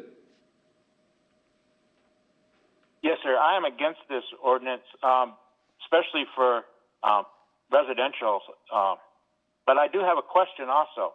If I understand the ordinance right, if somebody turned a building inspector away, then he would have to go and get a warrant. Would the police department then have to accompany him to serve the warrant to search the home? Or would the building inspector just wave a piece of paper around wanting to come through my door?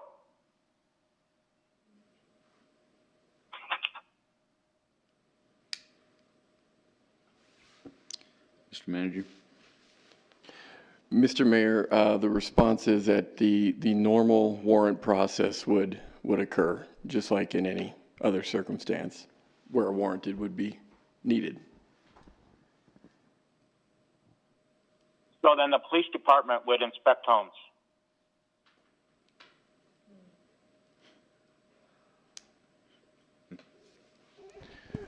Mr. Mayor, my request for point of order would be to take testimony, and then during discussion, we can go through whatever type of conversation the council would like to entertain. Okay. Mr. Zimmerly, do you have anything else you would like to add? I think there is some good in this ordinance when it comes to rental properties, but no way at all should residential properties even be considered to be in this ordinance. Thank you. Thank you. Anybody have any questions for Mr. Zimmerly? Okay, thanks, sir. Thank you.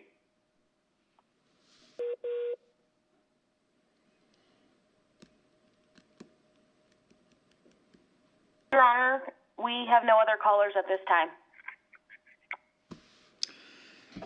Okay, so we'll move on to discussion.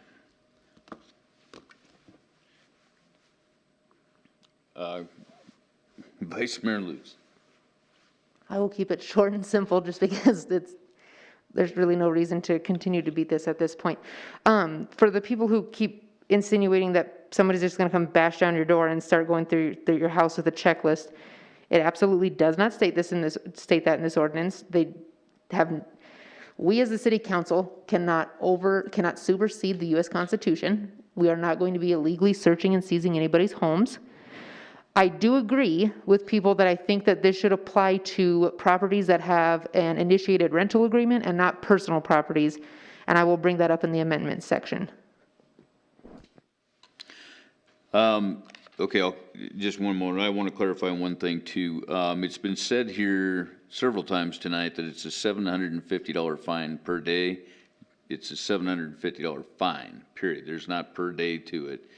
Per occurrence, it's a $750 fine. Councilman Johnson.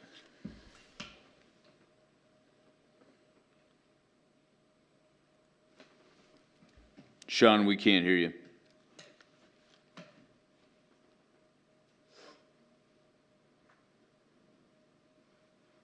Still can't hear you.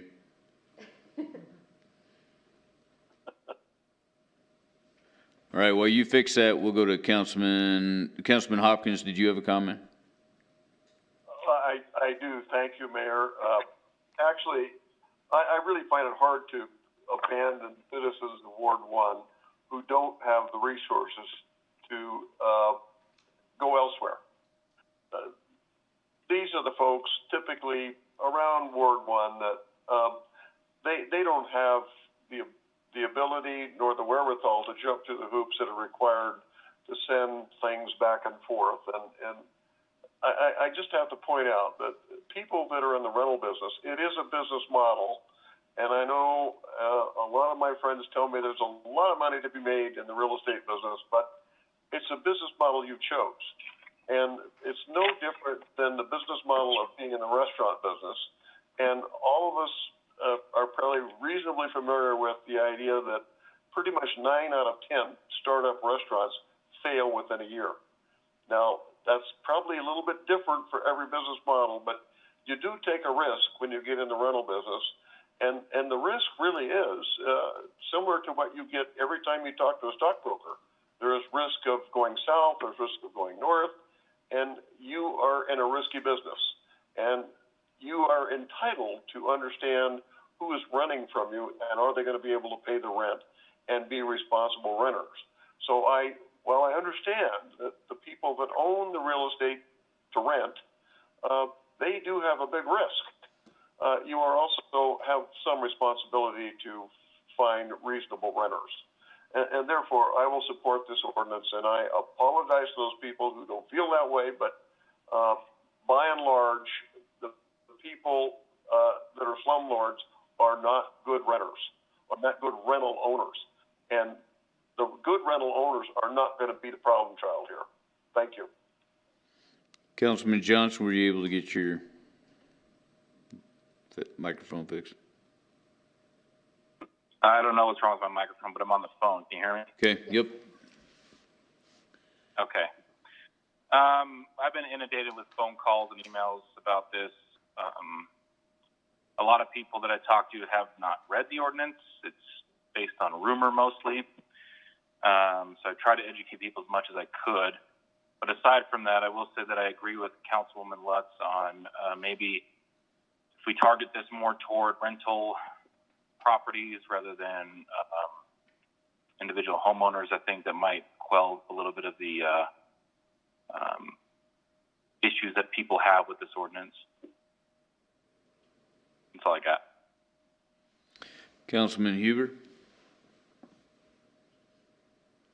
Thank you, Mr. Mayor. I've got a few comments here. There are some common threads that run through all of the opposition comments that we have heard here. Councilman Lutz was exactly correct in her comments. You know, the first part where people say that this violates the U.S. Constitution, it violates the Fourth Amendment, it violates all of these things. They were trying to turn all that on its head. That is just absolutely not true. It does not violate due process because it incorporates due process in multiple layers all throughout the whole building code. You know, this is an addition, this would be an addition to our already existing building code. Already in the building code, it has the provisions about that you have to get a search warrant if somebody doesn't want you to come in and things like that. So due process rights are already protected. As for this being pushed through without public comment or anything, I think that we all know how much public comment and how much input there's been on this literally over the last couple of years.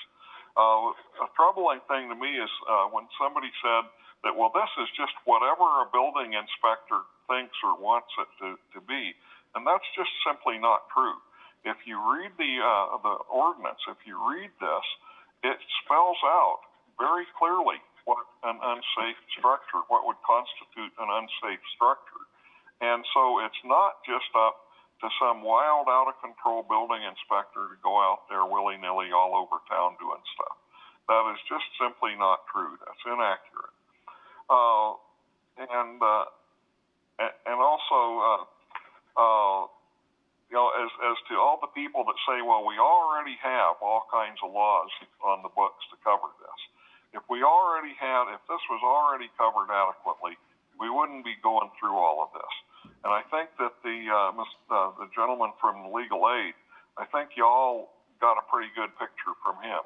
Now think about if you were some downtrodden person just trying to get by and having a bad landlord that's not taking care of things. That really sounded like an effective process to me. And I'm being very facetious when I say that. That's a, you know, the current laws are just simply inadequate to address problems when there are unsafe structures out there.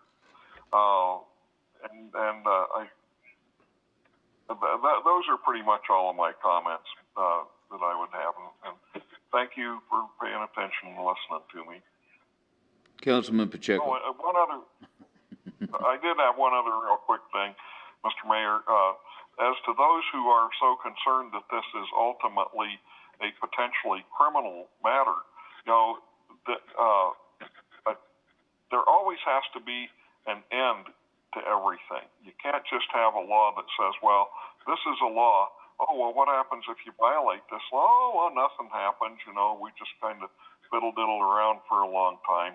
No, the reason why ultimately it might potentially end up as a criminal matter in the municipal court is because at some point you have to have an end gate. You have to have a time when it's time to put up or shut up and get things done. Councilman Pacheco. Thank you. I'll be real brief. I'm going to support this. I think it's good common sense. Two, I trust our attorney and our city staff that did their due diligence. I don't believe they're out to violate anybody's rights. I think that is obviously things that have been spread around on social media and things like that are not a part of this. If you do read the ordinance, and I suppose you can interpret it however you would like, but I trust our attorney and I trust our city staff who do a wonderful job. And finally, the support coming from the Casper Housing Authority and other entities that are on the ground, that are the booths dealing with that. working with it and seeing it more than you and I, and many of the other people that called, see that and understand it. So that's why I'll be supporting this. I think it's a good call. So thank you for the city staff that have worked so hard to craft it. Thank you. Councilman Powell. Thank you, Mr. Mayor. As many of you know, I was unhappy with the previous council's decision to remove the International Property Maintenance Code from the resolution that was approved with the other updates to the international codes without ever giving our staff the opportunity to explain their reasons, which is the decision that the council made. And I will certainly agree that there were some things in the International Property Code that were pretty distasteful and certainly evidence of overreach.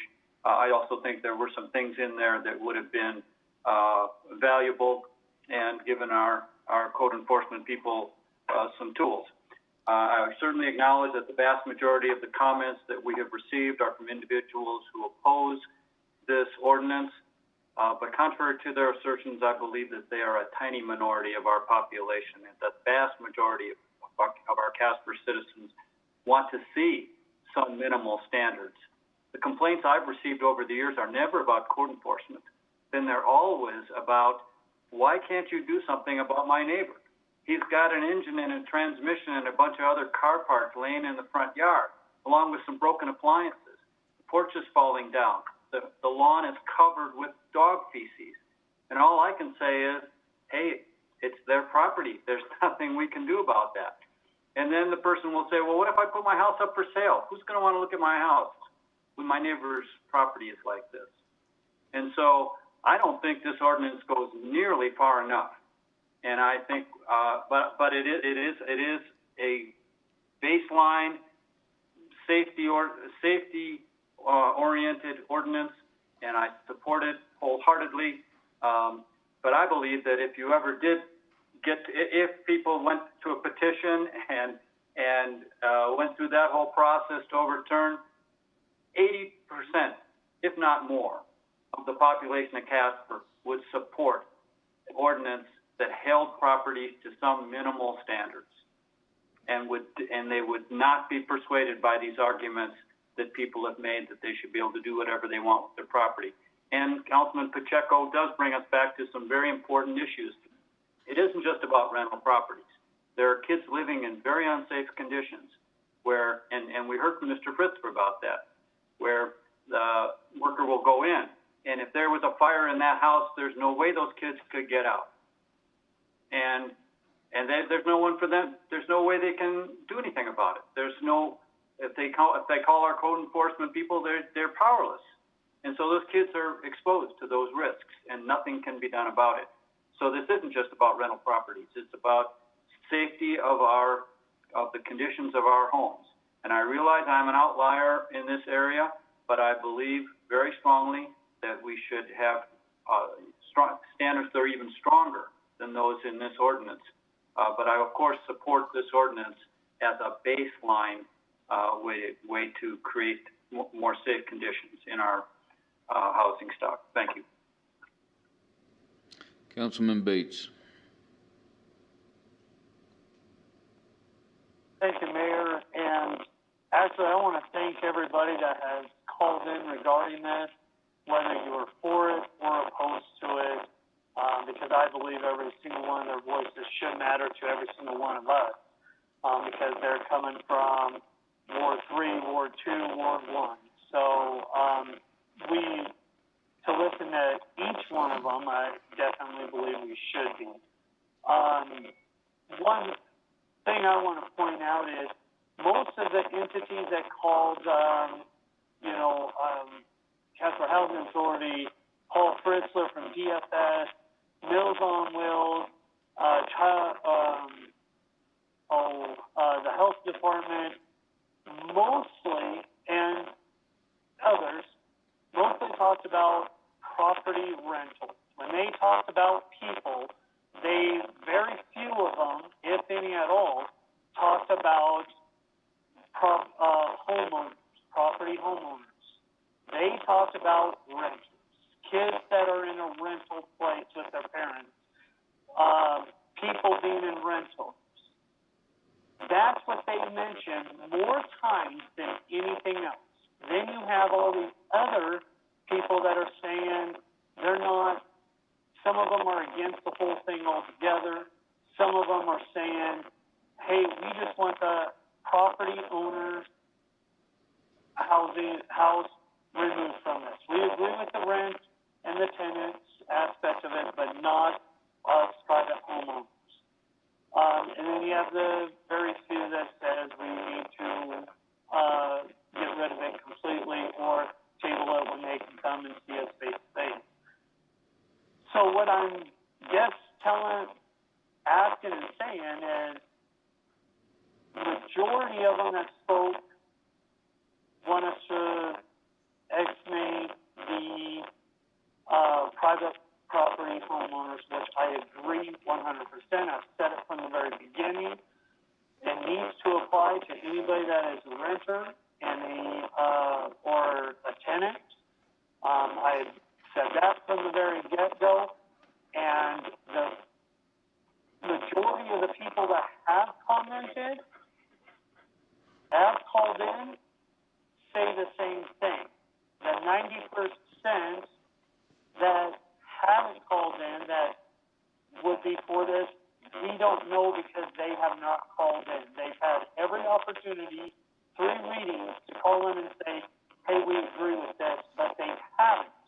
The ones that have are the ones that are asking all of us as council to remove the part of private homeowners. And respectfully, from our constituents, I think we need to listen to them because their voice counts, in my opinion. That's all I have to say about that. Yeah.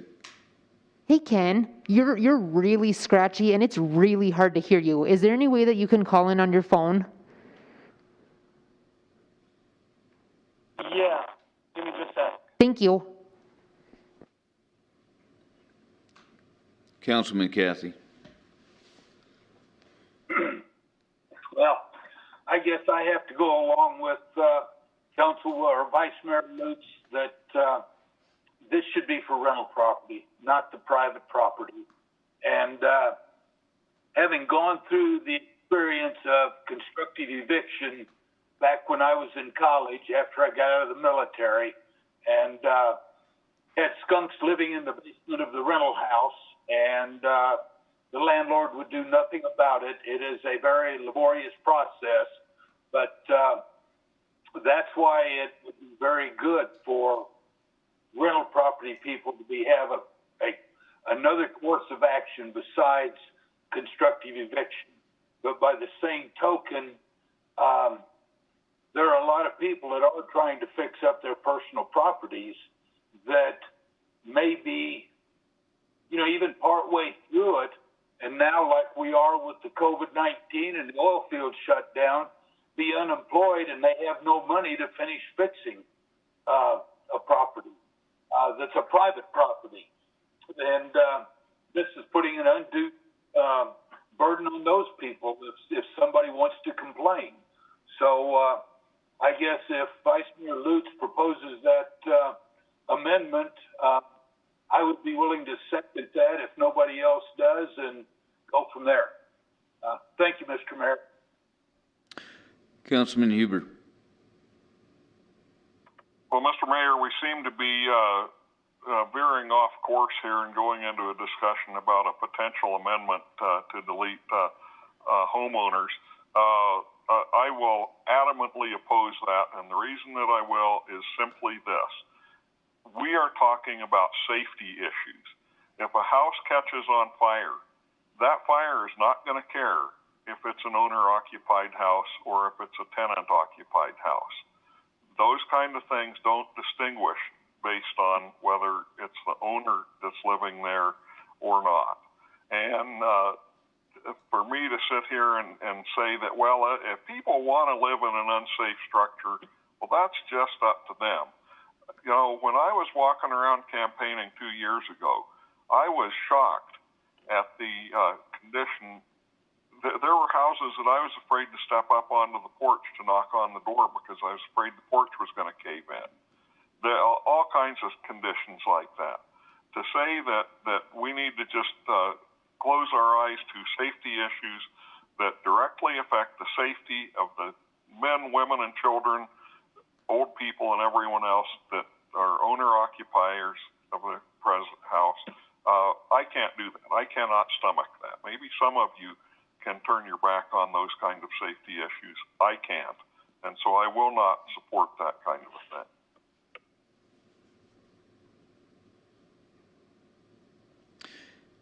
Mr. Manager, was there some clarification you wanted from staff?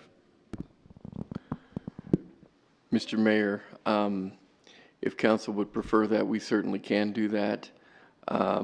So if I could invite Dan up to address the two questions that were posed that we may not have had the opportunity to answer, that'd be helpful.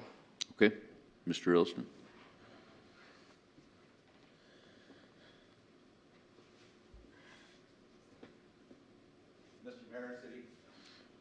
Mr. Mayor and City Council, I appreciate the opportunity to answer your questions.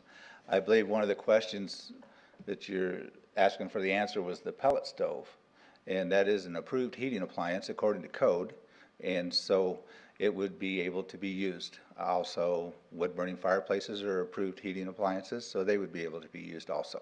So that would have been a misconception on that. So the other question would be the warrant process. I am not very well up on the legal aspect of this. I believe that we would accompany an officer if that was to be the case and go in. And people would need to understand that we would have an unbiased opinion. We'd be going in by complaint to see if this unsafe condition was there. This ordinance is not an ordinance for or against people. It's for unsafe conditions. And that is for the safety of the people. And that was the reason that it was originated.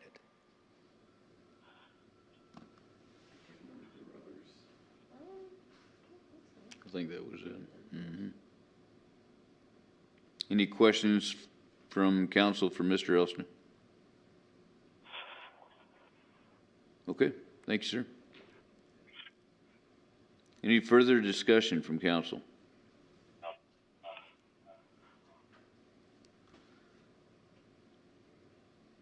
Councilman Bates, did you have something else?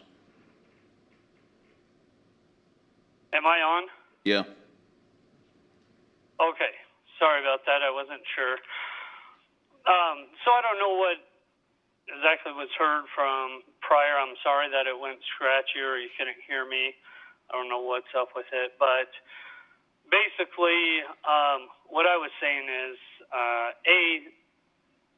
thanks to everybody that called in, whether they are opposed to this or for it. But one of the things that I think we all need to, I guess, look at is each one of these people were from each one of our wards, Ward 1, 2, and 3.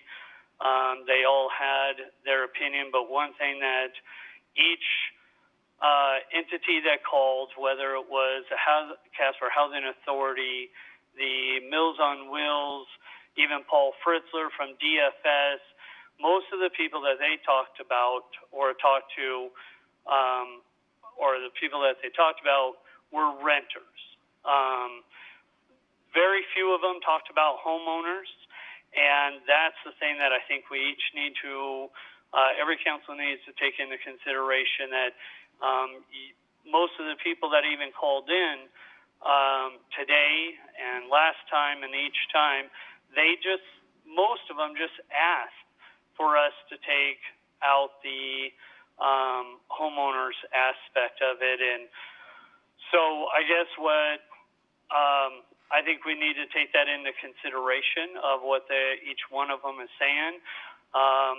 It was mentioned that 80-90% of Casper citizen would probably be for this, but they've had 3 readings to call in and say whether they are or they aren't, and we didn't hear from them. But the ones that we did hear from are the ones that are saying, please remove the private property owners, but keep the renters or tenants. We had just a couple that said, please remove it completely. So, I guess where I stand is to the city council, the people have spoken to us what they're wanting. Their voice counts, and so each one of us should take that into consideration and vote to have the property part removed. So that's just my opinion. Thanks. Okay, any further discussion from council? Okay, we'll move to amendments. Vice Mayor Lutz.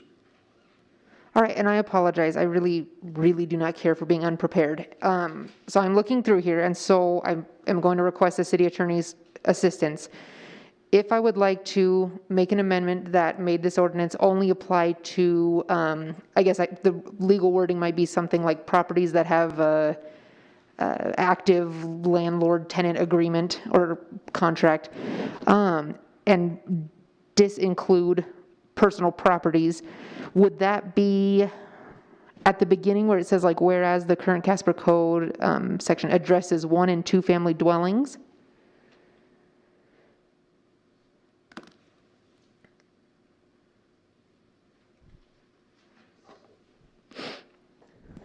Mayor, Councilwoman Lutz,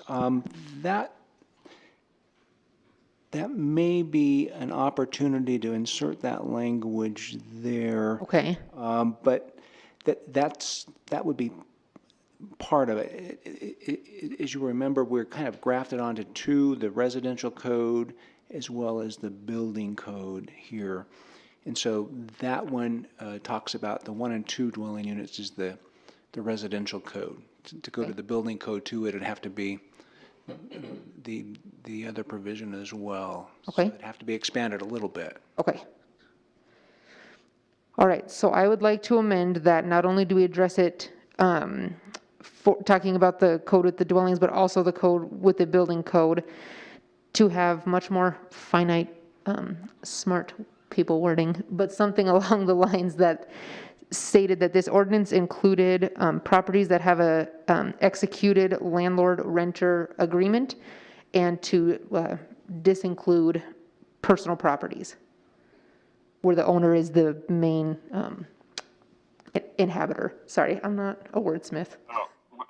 Mr. Mayor? Councilman Huber. Yeah, Mr. Mayor. Even though I adamantly oppose the concept of Councilman Lutz's amendment, I would suggest the language to her that if she wants to amend this so that it does not pertain to owner-occupied properties, then I would suggest that would be a way that she could word her amendment, is just to put that language at the beginning of this proposed amended ordinance, and just say, these provisions shall only apply or shall not apply to owner-occupied residences. That might be a way of doing that, but I absolutely oppose the concept. I just want to make that clear. I'm just trying to be helpful parliamentarianly. Thank you, Councilman Huber.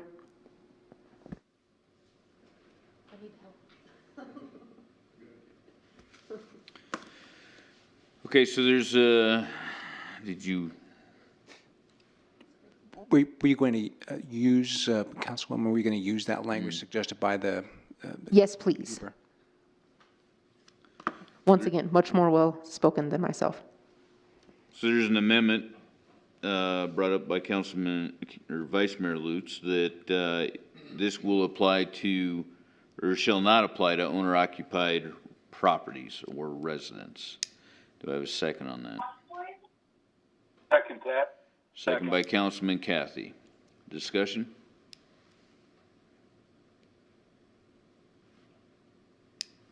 Councilman Powell.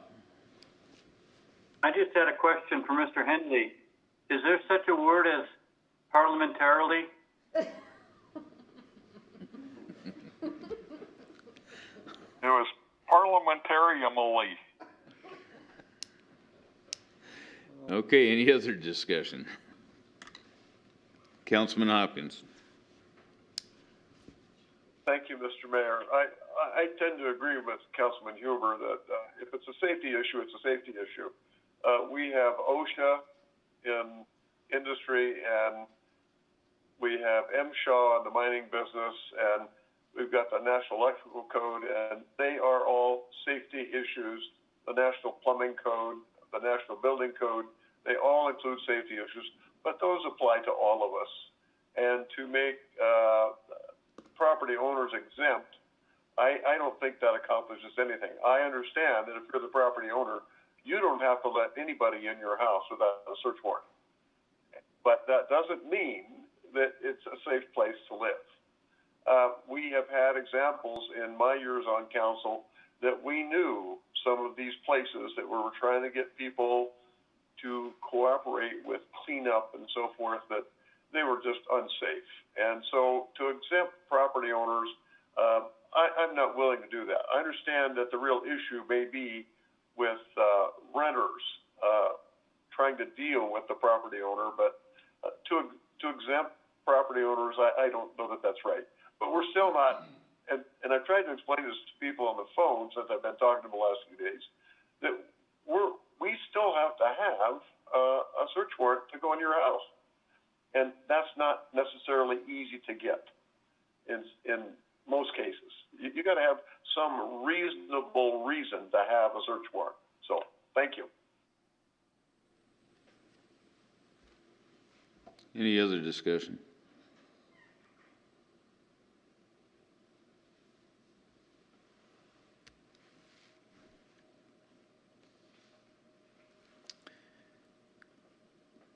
I was going to make a comment, but I don't know how to word this, so I'm kind of on the fence on this whole thing. But I got to tell you, this was brought around because of tenants and tenants not being able to.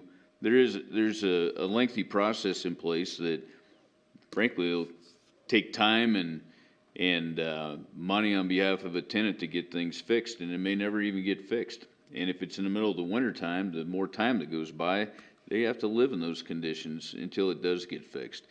So I see this being important for tenants, and that's what it's been about all to this point. A homeowner, even though some would not take the choice to fix it themselves, they have that choice to fix it themselves, or not to fix it themselves. And I'm not saying that people should live in squalor or unsafe conditions, but they have that option. Tenants don't have that option. So I would definitely say that this needs to be passed for the tenants themselves, if anything. And I'm kind of leaning back towards the residential side.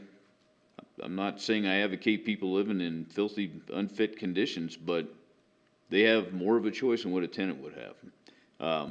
So I'm kind of leaning back that way. Councilman Powell. What about the children? What about the children? The children can't choose to live in that owner-occupied house that's not safe. They're stuck there. And no one's advocating for them. And so if we exempt owner-occupied structures and DFS goes in or someone else goes in and says, this is an extreme hazard, or these conditions are creating all of the health hazards that Kim Summerall-Wright told us about, our code enforcement people will have no recourse to help create a more safe environment for those children. It has nothing to do with who owns the property, in my opinion. Councilman Powell, I guess just to rebut what you're saying, that's where DFS steps in, and those conditions that they live in, they're not going to allow them to live in squalor. They're going to take the children and put them somewhere safe, and they've done that over the years. I look back at my career, and it doesn't take much for them to go in and take children out of a residence. So I think that steps in place. Councilman Huber, did you have something else? I just was going to say that, I just keep going back to, I've never seen a fire stop because somebody stood there and says, this is my house, and I choose to have it be this way. the kind of safety things that we're talking about here don't distinguish between if you own the property or not. Councilman Pacheco. Yeah, I guess my thought too is generally within social work, the hope is for reunification with the family. They always work towards that. And in an unsafe structure, they would obviously want to work to make that place a better place, work on that. And so I'm going to support this ordinance in its entirety. As in social work, we try to attend to work with reunification of parents and the children. And so they may take them out of the house temporarily, but in most cases, there is reunification that is brought back for the family. So I understand those points, but ultimately it's a reunification and we want them to go back to a safe structure. So I'm going to support the ordinance in its entirety. Any further discussion? Okay. Oh, Councilman Cathy.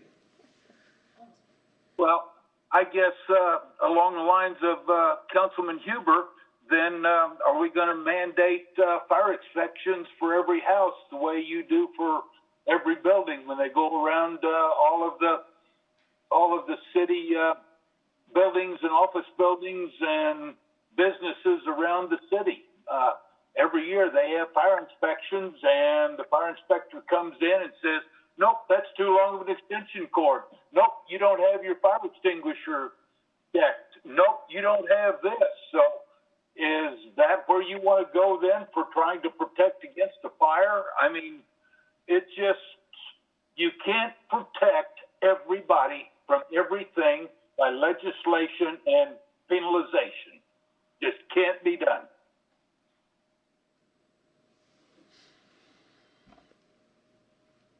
Any other discussion? Okay, on the amendment, call the roll and record the roll. Councilman Cathy. Aye. Councilman Powell.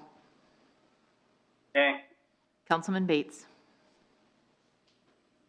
Aye. Councilman Pacheco. Nay. Councilman Huber. Nay. Councilman Johnson. Aye. Councilman Hopkins.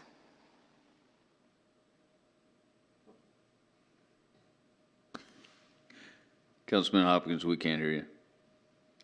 I'm sorry. Nay. Vice Mayor Lutz. Aye. Mayor Friel. Jeez. Yeah, that's why you get paid the big bucks, right?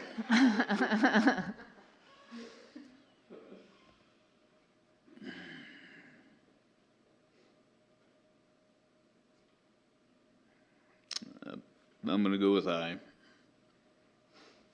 With council members Powell, Pacheco, Huber, and Hopkins voting nay, motion to amend passed.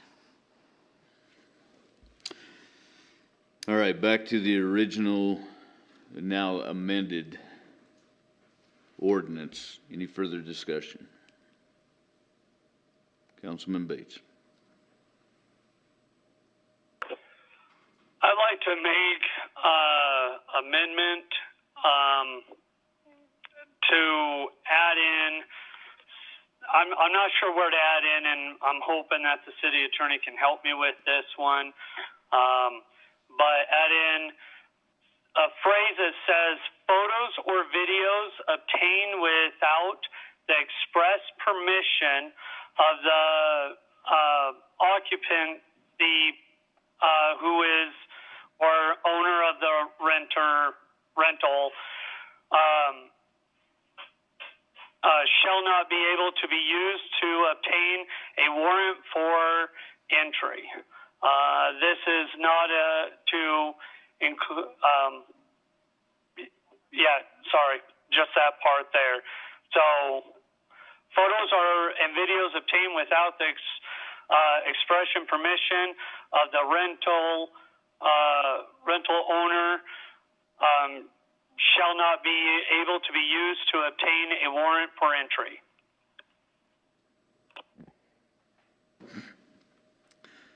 Mr. City Manager. Mr. Mayor, Councilman Bates, I think I heard two things. It was rental owner or occupant. I'm not sure I copied that. Did you, Mr. Attorney? Sorry, occupant. Thank you. So the amendment being proposed is that no video, photographs, or anything else of photo or video nature can be used unless the occupant authorizes it.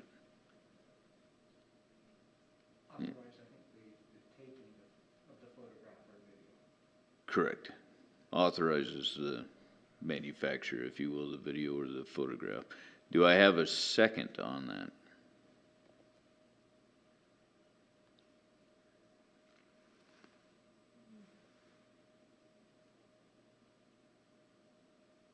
No second? Okay.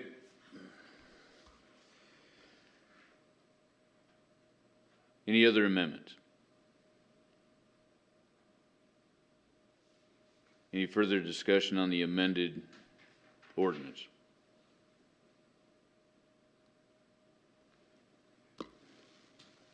Okay, please call the roll and record the vote. Councilman Kathy. Aye. Councilman Powell. Aye. Councilman Bates. Aye. Councilman Pacheco. Aye. Councilman Huber. Aye. Councilman Johnson. Aye. Councilman Hopkins. Aye. Vice Mayor Lutz. Aye. Mayor Friel. Aye. With all members voting aye, motion to pass the ordinance on third reading as amended.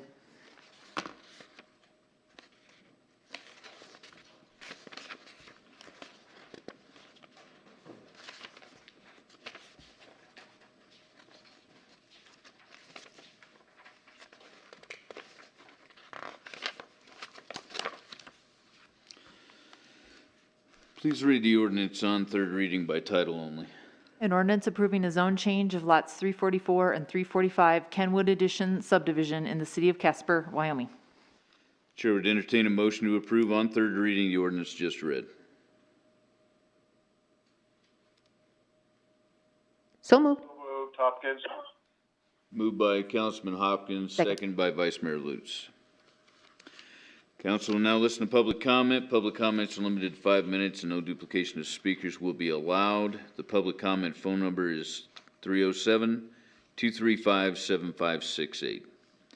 City Clerk Tremble, do we have any calls? We have no callers at this time. Okay, any discussion?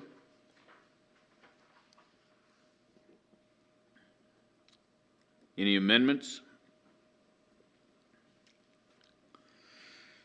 Please call the roll and record the vote. Councilman Kathy. Aye. Councilman Powell. Aye. Councilman Bates. Aye. Councilman Pacheco. Aye. Councilman Huber. Aye. Councilman Johnson. Aye. Councilman Hopkins. Aye. Vice Mayor Lutz. Aye. Mayor Friel. Aye. All members voting aye, motion passed. So I see I have a note in my script here that is optional that says I would like to call for a brief recess, and I am going to go ahead and call for a brief recess. So take 5, and we'll be right back. Did you mute it? Okay, looks like we're all back. All right, we'll resume. So please read the ordinance on third reading by title only. Oh, my apologies, one moment.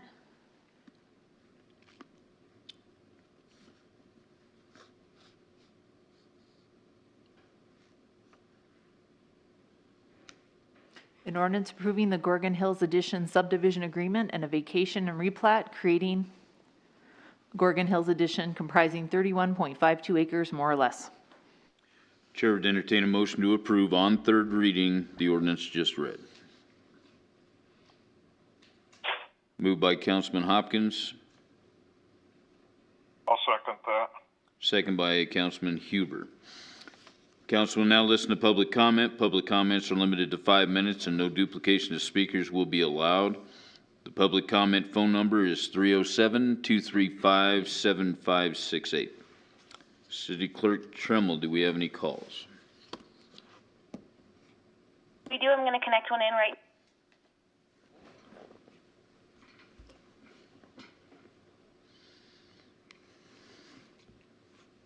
Your Honor, I have Mr. Jesse Morgan on the line.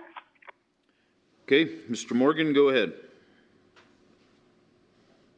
Thank you, Mr. Mayor and members of council. This is Jesse Morgan, the partner, and also speaking on behalf of Grogan LLC, which is at 3630 Ermine Circle. I'd just like to thank you all for approving the plat for the last 2 readings. I appreciate that, and I'm just asking that you continue to approve this plat as it's before you tonight. It is in there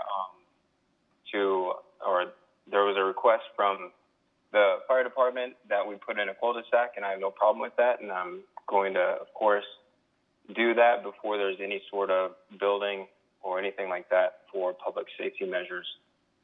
You know, I'd like to just also point out, it's been interesting on the other side of the lectern, and just as a citizen calling into City Hall, you know, they're not asking a name, they're just answering a question and trying to get you the information that you're asking for. So, you know, I've called in numerous times. I'm new to this process, and they've helped me every step of the way. That's something that I heard when I was on council.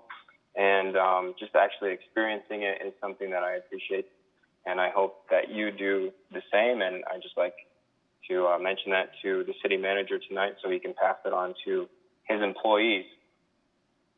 You know, I did an online type petition just to respect everybody and their safety during this pandemic.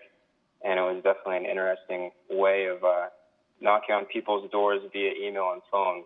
And I'm not sure if you're able to see the number of letters and signatures that I was able to gather, but it was over 85 signatures that people offered their support for this subdivision, and also support of City Council and our police department.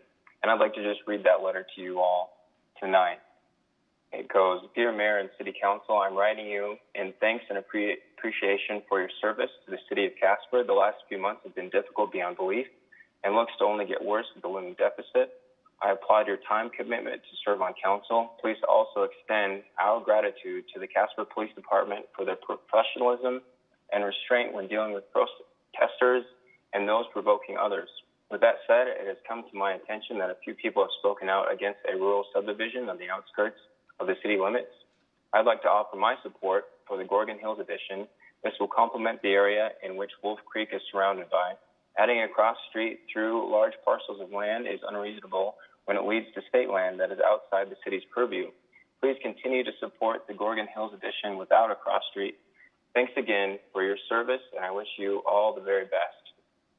And again, over 80 people signed that, and more than 30 did offer to call in. And, you know, I said I don't think we need to do that, and I certainly haven't requested that they call in tonight and previous readings just because of how meetings are being facilitated and the time that it takes to get every single caller through, and then, of course, going through their 5 minutes. So I hope you really look at those letters. They're your constituents. They're out of every ward. Some are even outside of course, the city limits and are in neighboring towns or in the county. But beyond that, I did verify actual voters who have various titles and are just average people in the city of Casper, whether they're a doctor, a nurse, or a construction worker, or a business owner, or even a fly fisherman guide. So with that, I'd like to just answer any questions that you may have for me and go from there. Any questions from council for Mr. Morgan? Councilman Hopkins. Thank you, Mr. Morgan. I noticed in your maps that you show the proposed Grogan Hill subdivision. There are two drawings there, and one of the drawings, I believe it's the second cage that you show, but it's also got some dotted lines there. And as I understand it, those dotted lines are actually rights of way for utilities and so forth. Is that correct? Thank you, Mayor and Councilman. That is an easement that actually goes around the entire property, and there's a 20-foot buffer around the entire property for utility easements. And then on the north side, there's an additional 50-foot easement. I think that was a requirement for the power utility because there's a major power line along that north section of the property. So just to follow up, if I may, the folks that are directly to the north of you would actually have a 50-foot easement behind their fence between themselves and Lot 1. Is that correct? There is an easement for access for the utility workers, and there could be no building within a 50-foot area just to honor that easement that's in that plat. And I'm sorry, but to follow up one more, that means that they could walk directly down the street that feeds to your development, and they could walk up there, and it would be an easement that they could walk up without any. There wouldn't be any problem with that. Is that correct? I'm sorry, Councilman, I misunderstood you. So that's an easement for utilities. So one is an underground easement and the other one is for the above ground utility easement. So it's just like even across the street of Moose, the people along 46th Street, right behind them, that's the Wolf Creek land right there. That is also private land. So it's private land on either side, and the easement is only for utilities. Okay, but they would still and utility workers, I guess. Yeah, they would still have the ability to walk up that, or they could walk over to, I forget the drive that's about 2 blocks east and access the state land. Is that correct too? 2 blocks east? Whitney Drive, I think, or a block east. They could still access state land from Whitney Drive. Right, Mayor and Councilman, that is correct. The Whitney Drive, that is access on a platted street. That is in the maps also.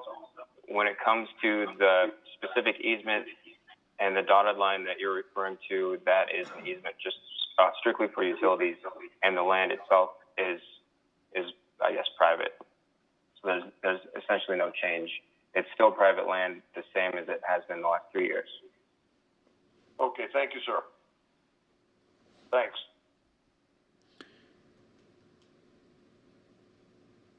Any other questions for Mr. Morgan?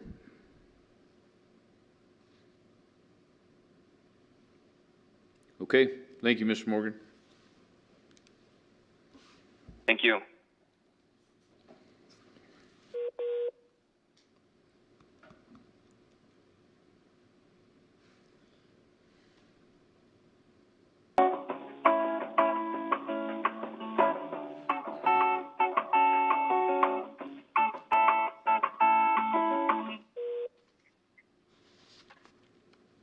Council, I have Miss Cheryl Hackett on the line. Good evening, Ms. Hackett. Go ahead. Good evening, Mr. Mayor, members of the council. We're starting a little earlier tonight, which is probably nice for all of us. So in the last meeting, Mr. Morgan brought up the Generation Casper Comprehensive Plan, developed in part by council members Pacheco, Hopkins, Johnson, Powell, Kathy, and Jesse Morgan himself. I sent that list of acknowledgments, if it's possible to show that on the screen right now, in addition to countless community stakeholders. I would like to focus on how the wisdom in this plan should shape this development. The comprehensive plan is a, quote, living document intended to guide local decision makers, be a vision for community leaders, and serve as a policy document for developers. It goes on to say that land use and transportation are mutually dependent on each other. If one is not well planned, the other suffers. And then, growth should promote efficiency in the provision of services and should not burden existing property owners in the city with increased costs to subsidize inconsistent development. So to pause there, in a severe economic downturn, our taxpayer dollars are going to be used for the developer's benefit in that a 2,000-foot-long section of the city street Moose will be repaved and updated at taxpayer expense for a development that is really at too low of a density to pay for the city's maintenance of its infrastructure. While our hard-earned tax dollars are paying for improvements for this development, we as taxpayers are not benefiting from the development in any way.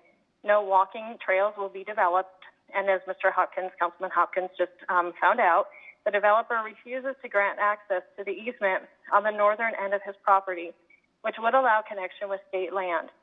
He is the only developer in 11 years since the maximum block length ordinance was voted in effect by the City Council in 2009, and if we could please show that on the screen, to ask for or receive a variance on cross streets. That in itself is historic and unprecedented, and I did send that into the city clerk's office. And as a councilman who was involved in shaping the Generation Casper Comprehensive Plan, he is uniquely acquainted with the duties and requirements of responsible developers within the city limits. And as a councilman, when the Wolf Creek Cemetery was put up for bid, and as a councilman, when he bought it from the winning bidder, he was familiar with the particular difficulties of developing this property and chose to purchase it despite its topographic challenges and expense to develop it according to code. There's so much more that could have been done with the design of this development. The city's comprehensive plan casts an alternate vision. So if we could please share this on the screen now. Casper will be comprised of creative, safe, family-friendly neighborhoods. And in the interest of time, you could read the rest on the screen, but I'm not seeing it, so I hope that you are. This section describes the importance of the, quote, creation of friendly, safe, familiar, and connected neighborhoods. So because connectivity is a high priority within the comprehensive plan, cross streets matter.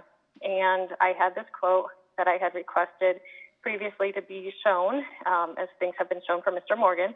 Smaller blocks use land more efficiently, promote walkable communities, allow for a variety of transportation choices, improve access for emergency vehicles, and encourage the conservation of open space. In keeping with the comprehensive plan, I asked Council for an amendment requiring at least one cross street. This was Planning and Zoning's recommendation and is municipal code, which also impacts the International Fire Code. When code isn't followed, the city opens itself to potential lawsuits. As also specified in the block length ordinance, if we could please show that from the email I sent on Monday, I would ask for another amendment requiring at least one pedestrian trail platted for the public. We have collected and sent signatures requesting these amendments. Finally, I would like to quote from a news article called Casper Council Agrees to Sell 2 Properties, Put 2 Back on the Market. And I also did send in a copy of that. I know it probably takes a little bit of time, but I have a section highlighted that I'll quote from now. So here's the quote. Jesse Morgan said he didn't like selling any of the properties for less than the appraised values, didn't like people not following the rules. Yep, it's just down a little bit further, thank you. And didn't appreciate people expressing interest and wanting to bid after the deadline. Charlie Powell said, quote, I agree with Jesse that if people can't follow a very simple set of guidelines, they shouldn't get any consideration, end quote. So the city has a duty to protect the health, safety, and welfare of the community, as stated in the comprehensive plan. Please uphold your duty by voting to ensure that Grogan Hills does not receive special consideration in not following the rules, but that it becomes a safe development. And Mr. Mayor, may I ask a question? Go ahead. Okay, thank you. Well, with the fires today in Casper, I understand there were 3. I am wondering if the fire chief has had a chance to comment on how a development without a cross street and additional hydrants on that cross street may impact the fire department's ability to fight fire on the property. So that would be my question, and thank you for listening to my remarks tonight. Mr. Manager, do we have the fire chief here, or? Mr. Mayor, maybe during the discussion piece, we could get that covered for you. Okay. Okay. Anybody have any questions for Mrs. Hackett?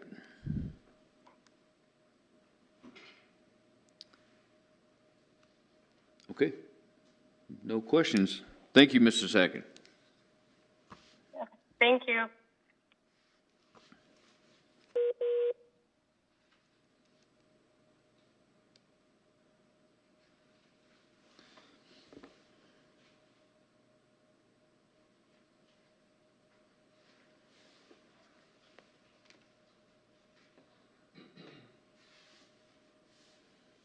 Your Honor, I have Mr. Bill Burkett on the line. Okay, Mr. Burkett, go ahead. Yes. Thank you, Mr. Mayor and council members, for the opportunity to speak this evening. My wife, Lisa, and I have lived in Wolf Creek for almost 30 years. Wolf Creek is a close-knit, safe neighborhood that is in compliance with Casper municipal codes. As I stated previously, we are not opposed to the development of this property, but we do have some concerns with it not having any cross streets. In 2009, the city code was written that cross streets must exist every 750 feet in neighborhoods. Moose Street is 2,000 feet long. City municipal code compliance would require 3 cross streets at this length. In the past 11 years, no other developer has asked for or been given exception to this expected code requirement. 3 cross streets running east to west off of Moose Street would give our neighborhood and future neighborhoods the safety that the Casper municipal code was created for. Without these cross streets, emergency vehicles could not access this new development. While living in Wolf Creek, we have personally seen 2 significant fires caused by lightning on that property. Without access for emergency vehicles, this not only endangers the landowners of that property, but the entire neighborhood. Today, we saw a fire near Estes Pond that totally was almost out of control and could have ruined some neighborhoods if it wasn't for our fast-acting fire department. In the interest of safety of the new landowners and their surrounding neighborhood, I would ask that you require the developer to build 3 cross streets that will run east to west, meeting the requirements of the Casper Municipal Code. The state of Wyoming and the city of Casper are currently experiencing significant budget shortfalls. This affects many things throughout our community, including the maintenance and paving of streets. With the development of Grogan Hills, the city would have to spend extensive funds to repave Moose Street, adding sidewalks, streetlights, and reconfiguring the sanitary sewer line that currently runs beneath Moose. What would be the cost of this? The street department of Casper indicated that this would cost approximately $50,000 alone for the pavement and up to $200,000 or more to complete the project. Is this a priority for the city of Casper with nearly $3 million in budget cuts?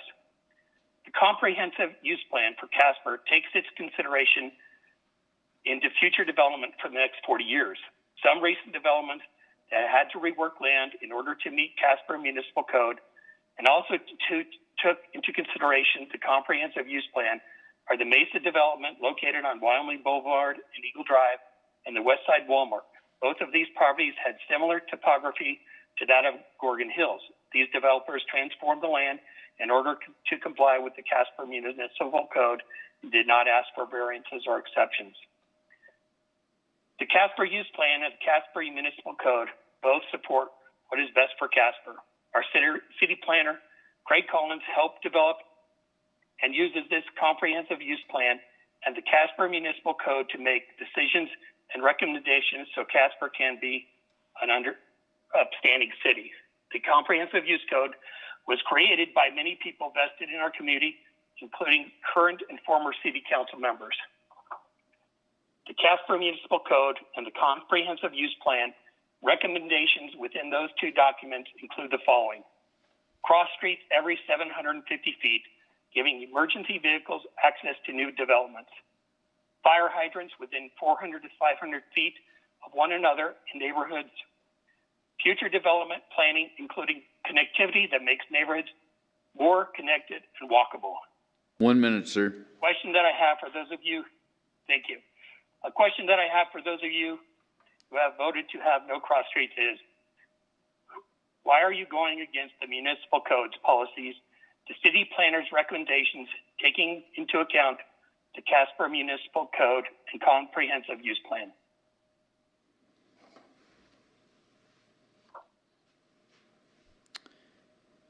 Okay. And that's my question to the council. Okay, any questions of Mr. Burkett? Well, Mr. Mayor, I was just wondering, does anyone want to answer why they're going against the recommendations? I'm sure that'll come out in discussion. However, Councilman Hopkins, go ahead. Thank you, Mr. Mayor. I think that the 2009 resolution that was passed under our mayor at the point, it had something in the middle of this section that the gentleman was quoting that said, unless there's topographical issues.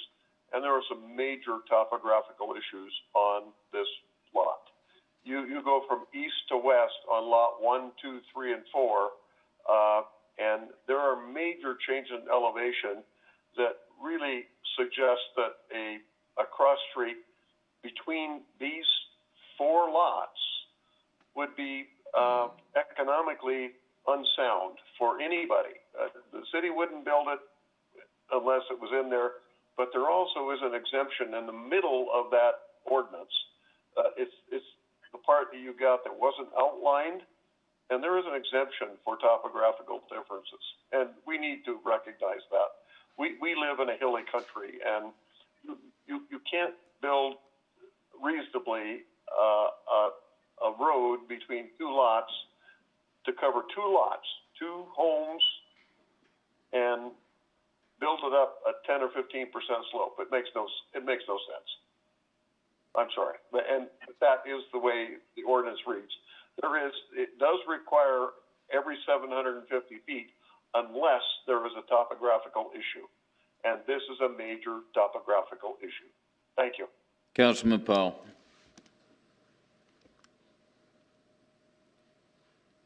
Thank you, Mr. Mayor. With all due respect, could we please refrain from responding to questions until the discussion phase? We can collect those and respond to them when we have an opportunity at the end. Thank you. Any other questions, Mr. Brickett? Thank you, Mr. Mayor. Thank you.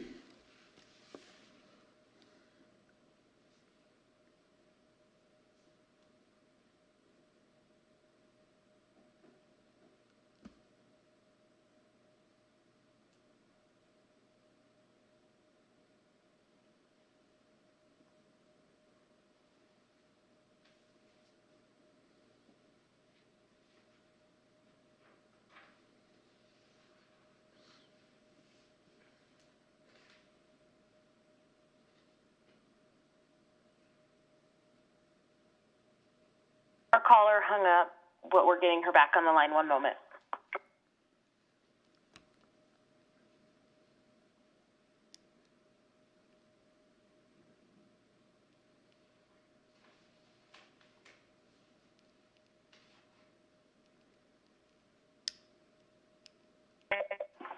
Your Honor, I have Miss Connie Rogers on the line. Okay, Ms. Rogers, go ahead. Yes, good evening. Again, this is Connie Rogers. I live at 4511 Moose, and I've lived in Casper for over 30 years. I'll begin with the understanding that Mr. Morgan received a number of approval votes from citizens, but did he also present the city code and the comprehensive plan of the city of Casper to the people so that they could fully understand what it was they were voting for, what they were approving? Anyway, I'll go forward then in saying that I feel a need to stress the safety of Casper citizens and access to public land. In a previous session, one of the council members read a quote from Section B6 of the Casper Municipal Code, stating that the designated block length in a residential area may exceed 750 feet in length if justified by topography, practical impediments such as parks, railroads, etc. And I recognize this was already mentioned. However, the unread portion of the code said that when lengths exceed just 500 feet in length, pedestrian ways or trails may be, and yes, it did say may be, required near the center of the block to provide for pedestrian connectivity, which is really a highlight to the the Casper comprehensive plan. We're talking about the citizens of Casper and their connectivity. This code is then followed by detailed instruction on what it might look like. So it's definitely a possibility and practical. In the Casper comprehensive plan set forth by the council members themselves state that, quote, Casper will be comprised of creative, safe, family-friendly neighborhoods and gathering areas where all residents and visitors can enjoy rich culture, stunning vistas, vast open spaces, recreational opportunities, and big city amenities, end of quote. The comprehensive plan includes a development practice that includes a city park every 1/3 mile, less area than the section that's under debate.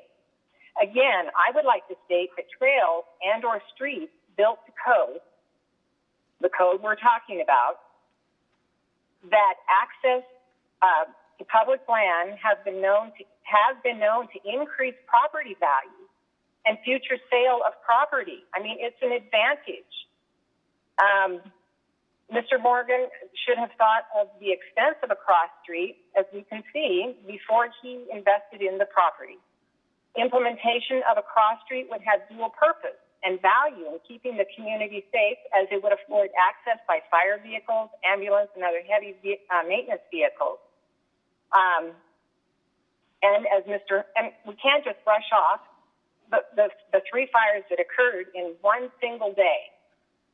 And as Mr. Hopkins just said in his concern for unsafe structures, a safety issue is a safety issue. Additionally, it would open the way for uncompromised, family-friendly neighborhoods, access to open spaces, and recreational opportunities, as stated in the comprehensive plan signed by some of you already for the city of Casper, including Mr. Morgan. Implementation of at least one cross street would leave no surprises for future residents when they are faced with requirements of city code or a catastrophic event.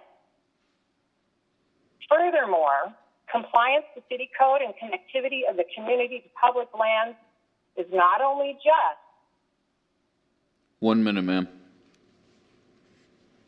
Thank you. It's not only just, and I would say it's not only just for a third time, but would create an atmosphere of neighborly and considerate friendliness, the definition of true neighborliness.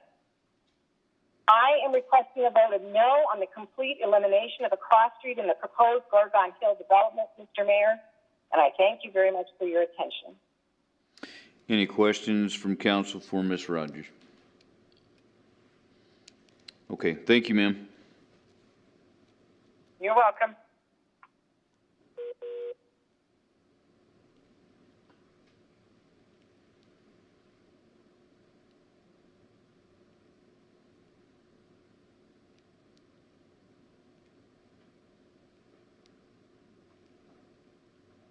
Hello, can you hear me okay? Your Honor, I have Mr. Eric Lawrence on the line. Okay, Mr. Lawrence, go ahead. Hi, Mr. Mayor and Council. My name is Eric Lawrence. I live at 3710 West 46. Thank you for the opportunity to speak tonight.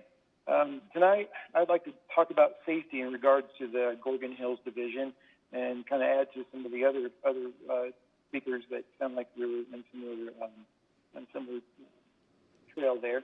But also talk about how cross streets offer safety and how even a road to nowhere, as they've been calling it, can save lives in an emergency.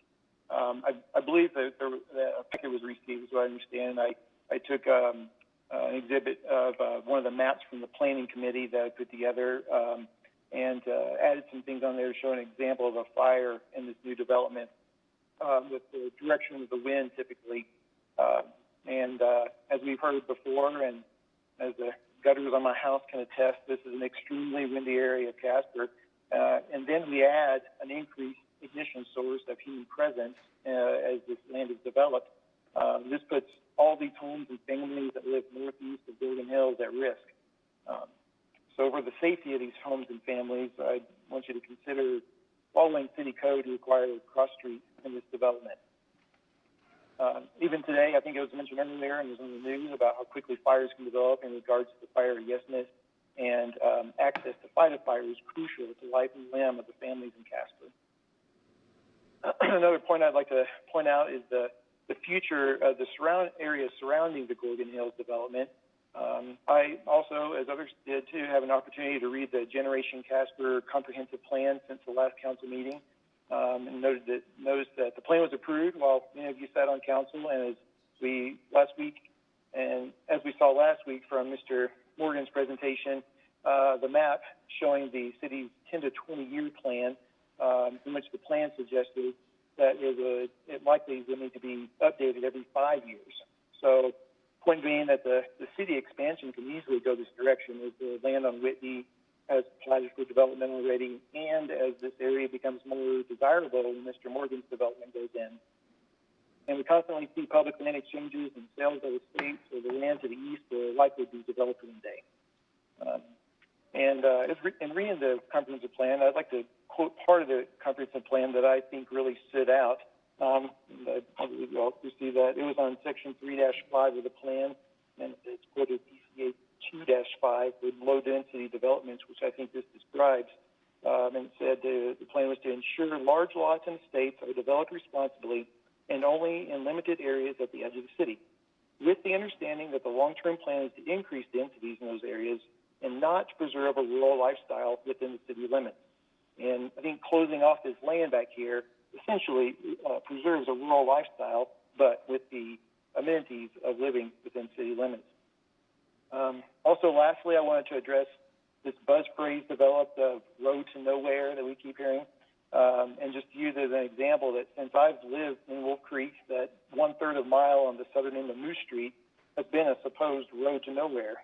But now, many years later, this no longer is a road to nowhere, and it's going to be access to this development. I think the council should look at that example in regards to a cross street in the Grogan Hills and visualize the developments to the east as Casper grows, and those future Casper residents will be grateful for the council's decision tonight to pass an amendment to require a cross street through this parcel that is in city limits, and that they will have access in times of emergency or need. Thank you, and I think I heard that we could maybe ask some questions, but I'll pose it to be talked about during discussion, but wondering why can't a cross street go in the north end of the property to allow safety and connectivity without the concerns for the extreme topography? As most of you have been out there, it sounds like. The north end of the property to allow safety and connectivity. Hello? Without the concerns for the extreme topography. Getting some feedback. Okay. Any questions from the council for Mr. Lawrence? Okay. Thank you, sir. Okay. Thank you very much.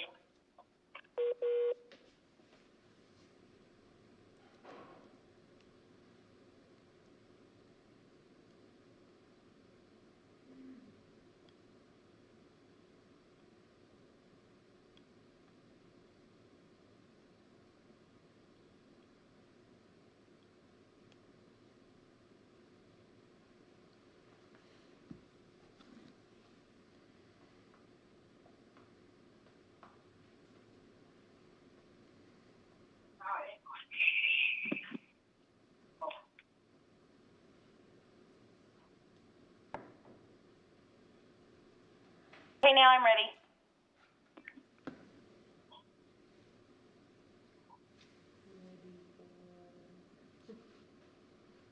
Okay, now I'm ready.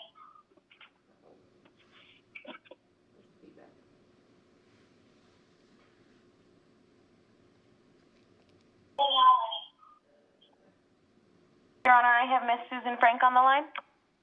Okay, Ms. Frank, go ahead. Good evening, Mr. Mayor, Vice Mayor, and City Councilman. My name is Susan Frank, and my address is 3519 Aspen Lane. I am against the Grogan Hills development as it presently stands. As you know, this initiated at the Planning and Zoning Department, where they set a condition on the development to include 3 roads and a cul-de-sac in the subdivision. The first road would be between lots 2 and 3, the second between lots 4 and 5, and the third on the south end of the development, which is also where the cul-de-sac would be located. During the P&Z Commission meeting on April 16th, Mr. Morgan and numerous citizens spoke about the development. Mr. Morgan presented his opposition to the conditions, and every other person who spoke felt the development needed to comply with the requirements as set out in the municipal code and the planning documents presented by the city. The commission carefully considered all the comments made that evening and compromised by suggesting that the development should contain one road between lots 4 and 5 and the cul-de-sac. As you all know, on the city council meeting on May 19th, Mr. Morgan suggested that this property be developed in the same manner as those lots off Wolf Creek Road. This property is not bordering the Wolf Creek properties he referred to, but are next to the Wolf Creek area that has a more concentrated development. Mr. Morgan also stated that the road would only access state land. At the present time, that is correct. However, it's important to note that one might have considered the area from Mesa to Eagle on the east side of Wyoming Boulevard as unsuitable for development, and it now contains a high school, junior high, strip mall, dentist office, medical clinic, coffee shop, and theaters. I watched them build the lot up to build the Jay's restaurant on that lot there. That development didn't happen overnight. Keep in mind, CY Avenue started as a cow trail.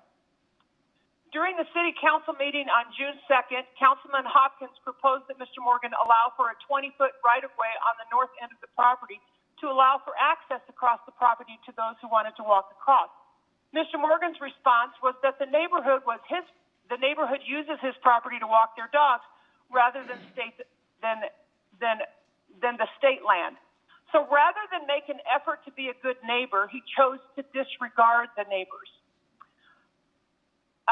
I'm wondering why the city would upgrade Moose Street to accommodate construction in this area when that street will only benefit 3 active inhabitants, since Mr. Morgan had indicated he was going to own one lot that he would not develop since he presently lives in Colorado.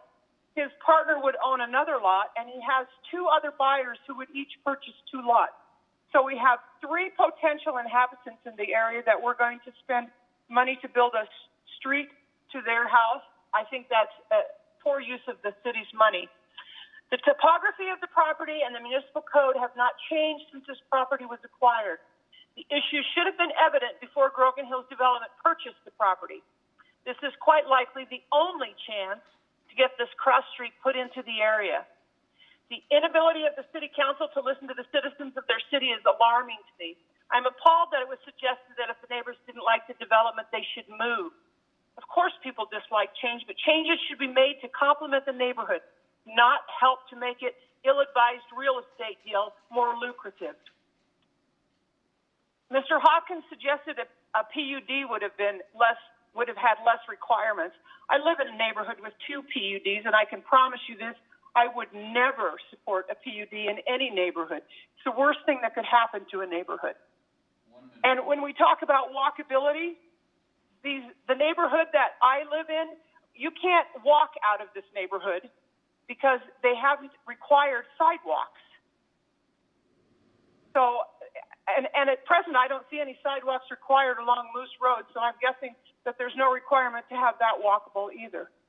So that's my comments, and I was very, very pleased to listen to Mrs. Hackett's comments. I thought she was very well spoken on that, and I support her ideas. I would like to see one road go through here, the cul-de-sac, and I think that it would be very advantageous to the community to have that right-of-way that they've got for the utilities, since they can't build anything on it anyway. Is there no reason people can't walk across that? It's not like they're going to have live wires laying on the ground. Thank you. Any questions from council for Ms. Frank?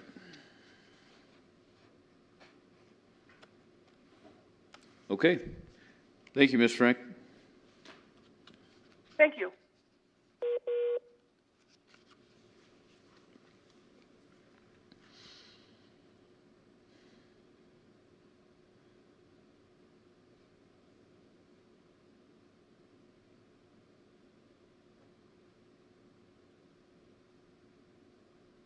Your Honor, I have Miss Wendy DeGroot on the line. Ms. DeGroot, go ahead.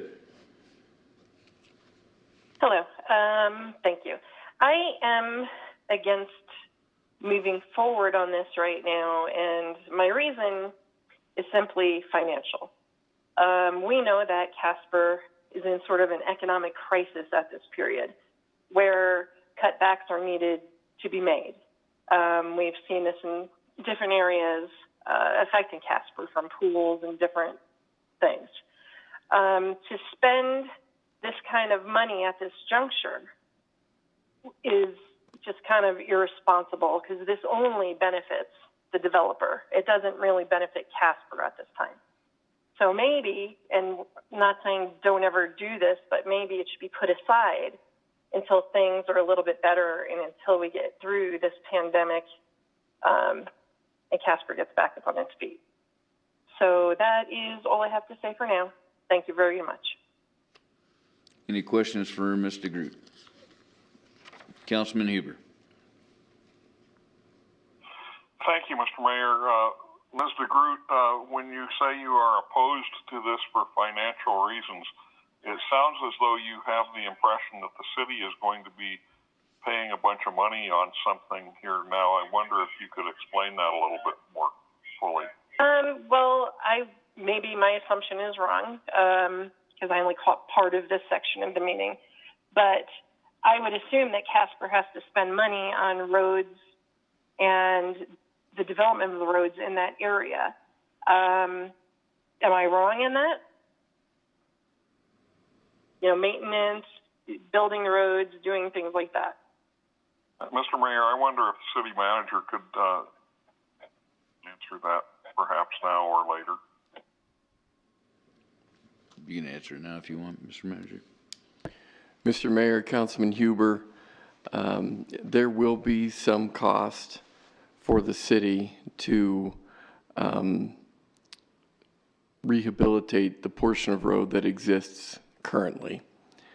But beyond that portion, the rest of the development of infrastructure would be on the cost of the developer.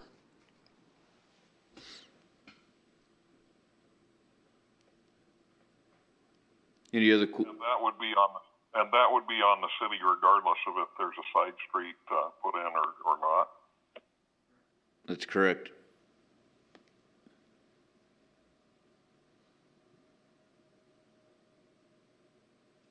Any other questions for Ms. DeGroot?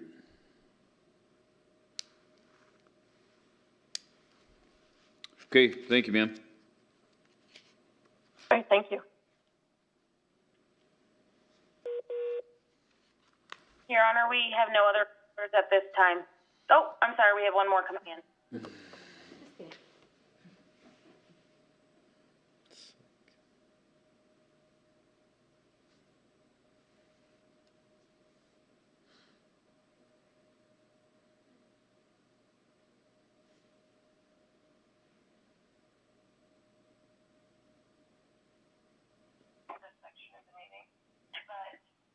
Your Honor, I have a Miss Linda on the line. Ma'am, could you state your name? This is Linda Stribling. Okay, go ahead. Okay, thank you. I'm calling because I've got some concerns. I've been listening to a lot of the comments on the Grogan addition. I am a Wolf Creek resident. I'm within the 300 feet of the new addition. And I'm hoping the council can straighten this out for me. It was my understanding that the developer would be footing the cost for any infrastructure that would be going in for this development involving streets. And I know that there is some already in the way of sewers and at least one fire hydrant. I do walk that section of Moose quite a bit. In the past, I have walked up on that property, but since it's become private property, I stop at the end of the, quote, paved streets. And I was just, I'm not too thrilled to know that the city is going to have to undertake the expense of bringing that street up to where it should be. So it's very overgrown now and needs a lot of work. And I believe the city is suffering a budget shortfall at this time. Can the council answer for me either during discussion or at this time, who would be footing the expense for bringing all of that up to code?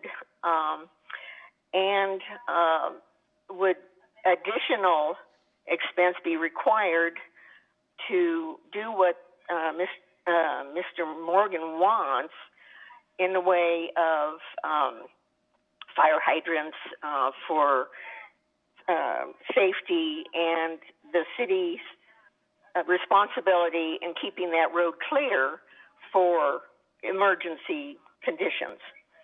I believe it's going to require a lot of extra expense and more quick response into our neighborhood in the wintertime when we do suffer some really horrendous drifts back here, and quite often they are not attended to in a timely manner. It's just not possible for the city to do that, and the neighbors have understood that's the case. So I really feel like this is going to add quite a bit of expense to the city, and it needs to be considered.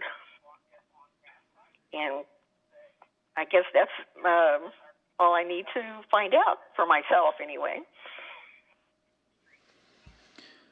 Okay, any questions from council for Ms. Stribling? Okay, Mr. City Manager, I guess maybe we can answer her question. I think it's the same answer as what we just gave, but go ahead. Mr. Mayor, the speaker's question, I think, was along the lines of whether or not we would have any other development responsibilities outside of rehabilitating the existing street. And my answer to that would be no, we would not. Okay, thank you, Ms. Stribling. So the city will rehabilitate the street, not the developer. The existing Is that correct? street. The existing street. Right. That's correct. Okay. And any other infrastructure that needs to be in that development, the developer is responsible for that expense. Yes, ma'am. Okay.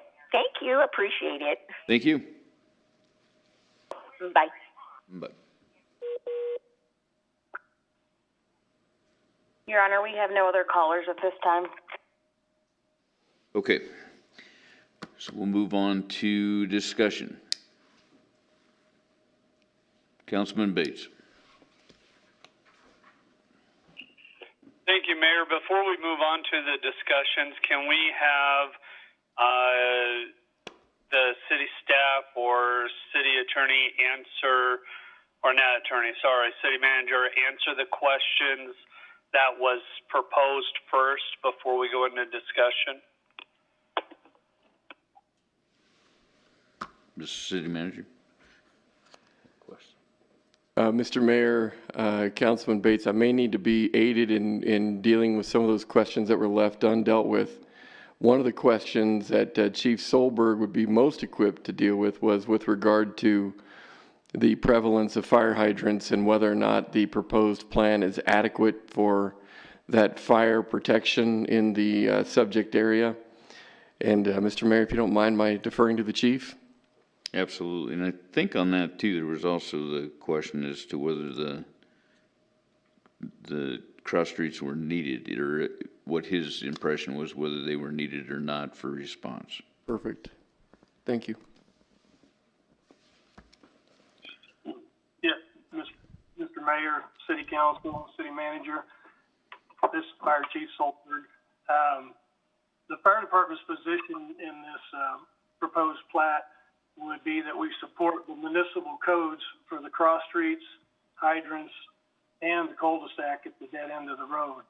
Again, this will meet the city standard codes, allow us access to not only the cul-de-sac at the dead end, but also access to the wildland interface areas, both on the east and the west side, when structures are there, as well as the hydrant access every 400 feet for fire suppression activities.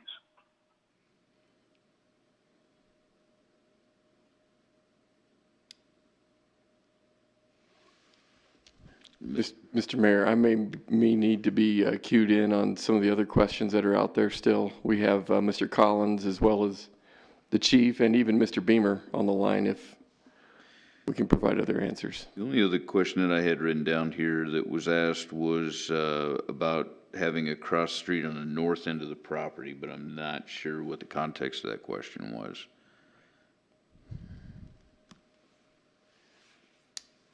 Mr. Mayor, do you mind if I defer to Mr. Collins to provide some insight there? Absolutely. Thank you.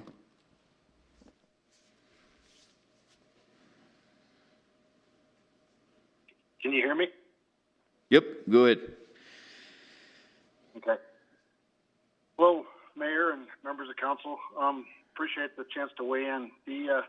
I'm not sure, other than providing access to the state land, which was not our primary concern, what the street on the north side would accomplish. I'll take any street. Some streets better than no street, to be honest. But really, the block length is meant to spread those streets out, and having it that close to the other existing streets in the neighborhood and at the north end really isn't going to accomplish many of the goals that the block length requirement sets out to accomplish.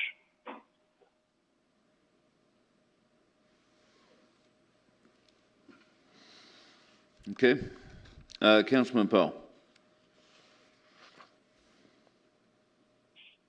Thank you, Your Honor. This is the first time we've heard about the fire suppression issue. I guess I'd like to hear a little more from Chief Solberg. So right now, we simply have moose running north-south, and if there's a wildland fire, any equipment would have to basically be stationed along moose. Are you saying that once this is developed and there are structures there, that there's increased risk of fire on those lots and that you therefore need access from points east and west of Wolf that you wouldn't have without the cross street? Because my issue all along has been, I don't see a need to build cross streets if they serve no purpose. You're telling us they serve an important purpose. Am I hearing that correctly? Mayor, council member, yes, that's generally an accurate statement as far as right now with vacant land, it would be access to the wildland interface areas. But once we put structures on there and obviously human lives, then that increases the danger and the risk that we have to deal with.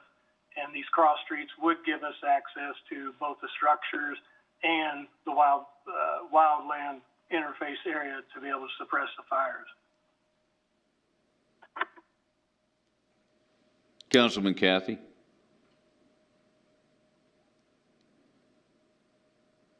Yes, I guess I have some. I've been out there three times now looking at this property, and we keep using the excuse for not putting a cross street in that the grades are too steep. I guess my big question then becomes is how are we going to access any of those lots as far as driveways or anything else? And I believe Mr. Morgan had stated that they could go ahead and use that easement. Whoops, I just lost it. There it is. Use the easement around and then use the easement there on the east side of the property.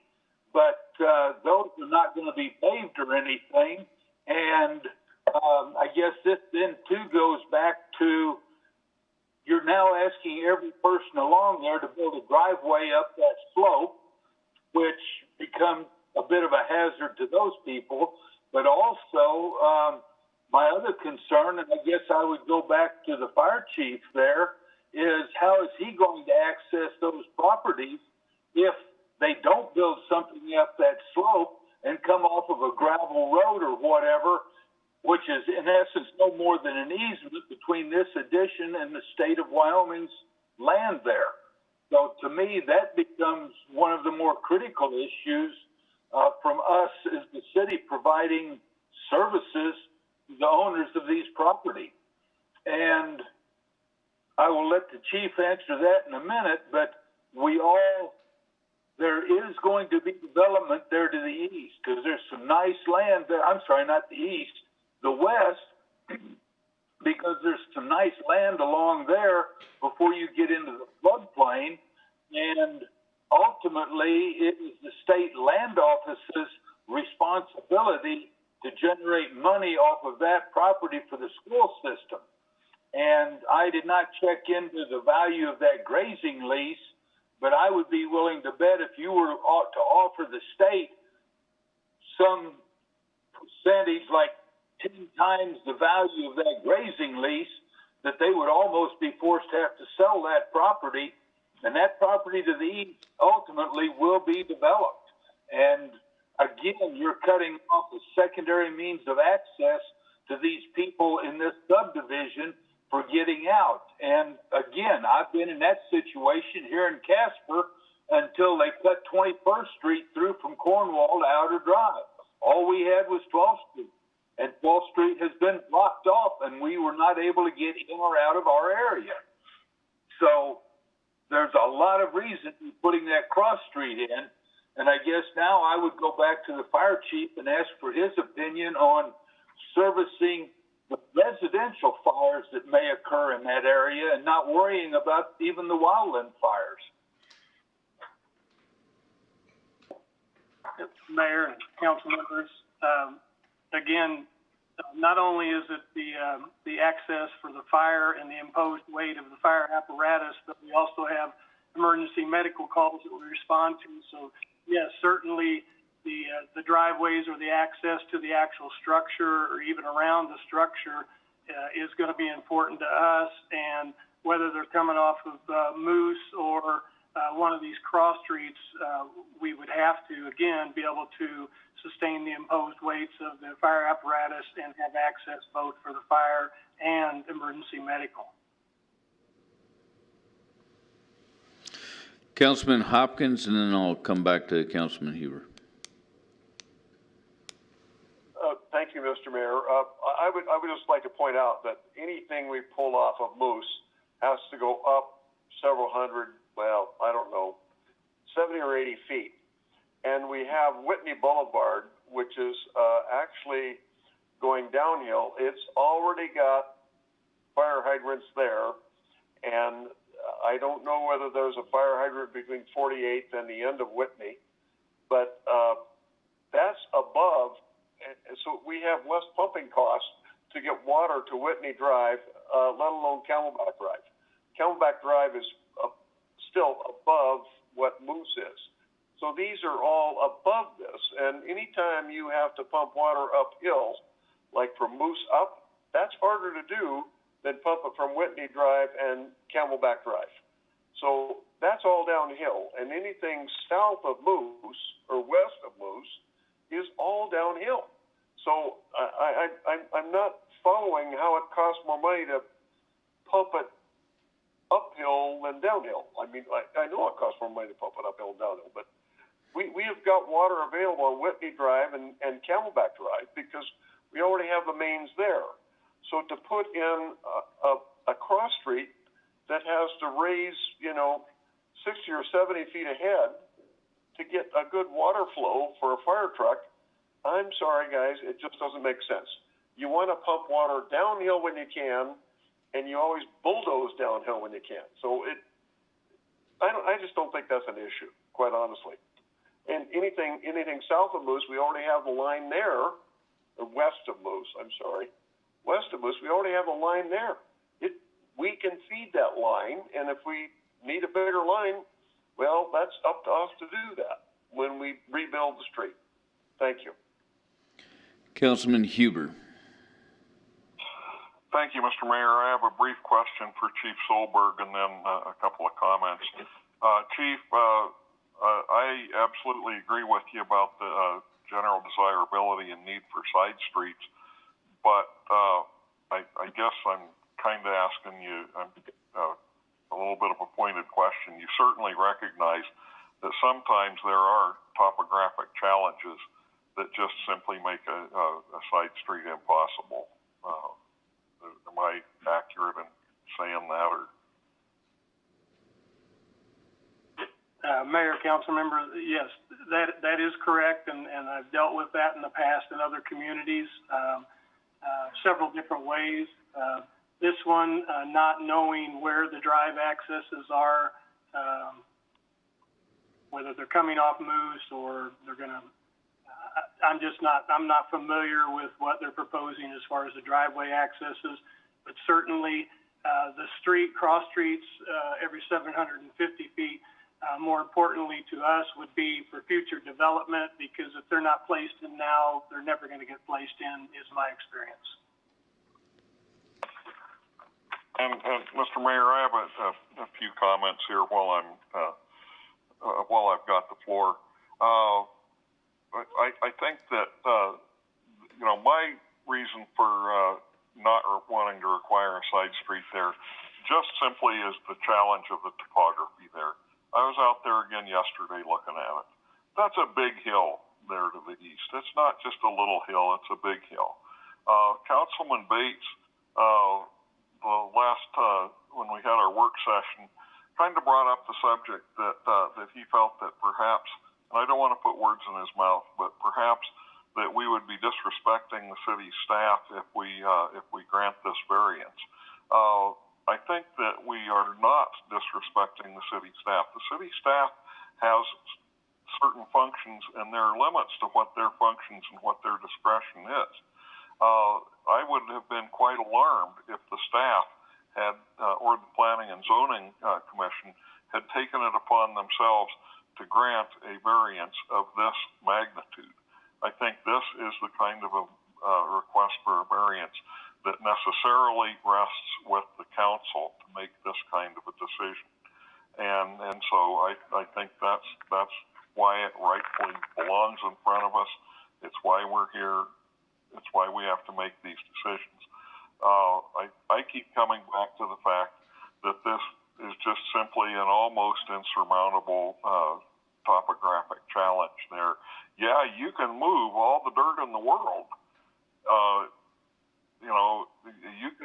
We could cut down Casper Mountain and level it if you wanted to put enough money into it. But that doesn't make any sense. And I similarly don't think it would make any sense to require this developer to put in what it would cost to put a cross street in there.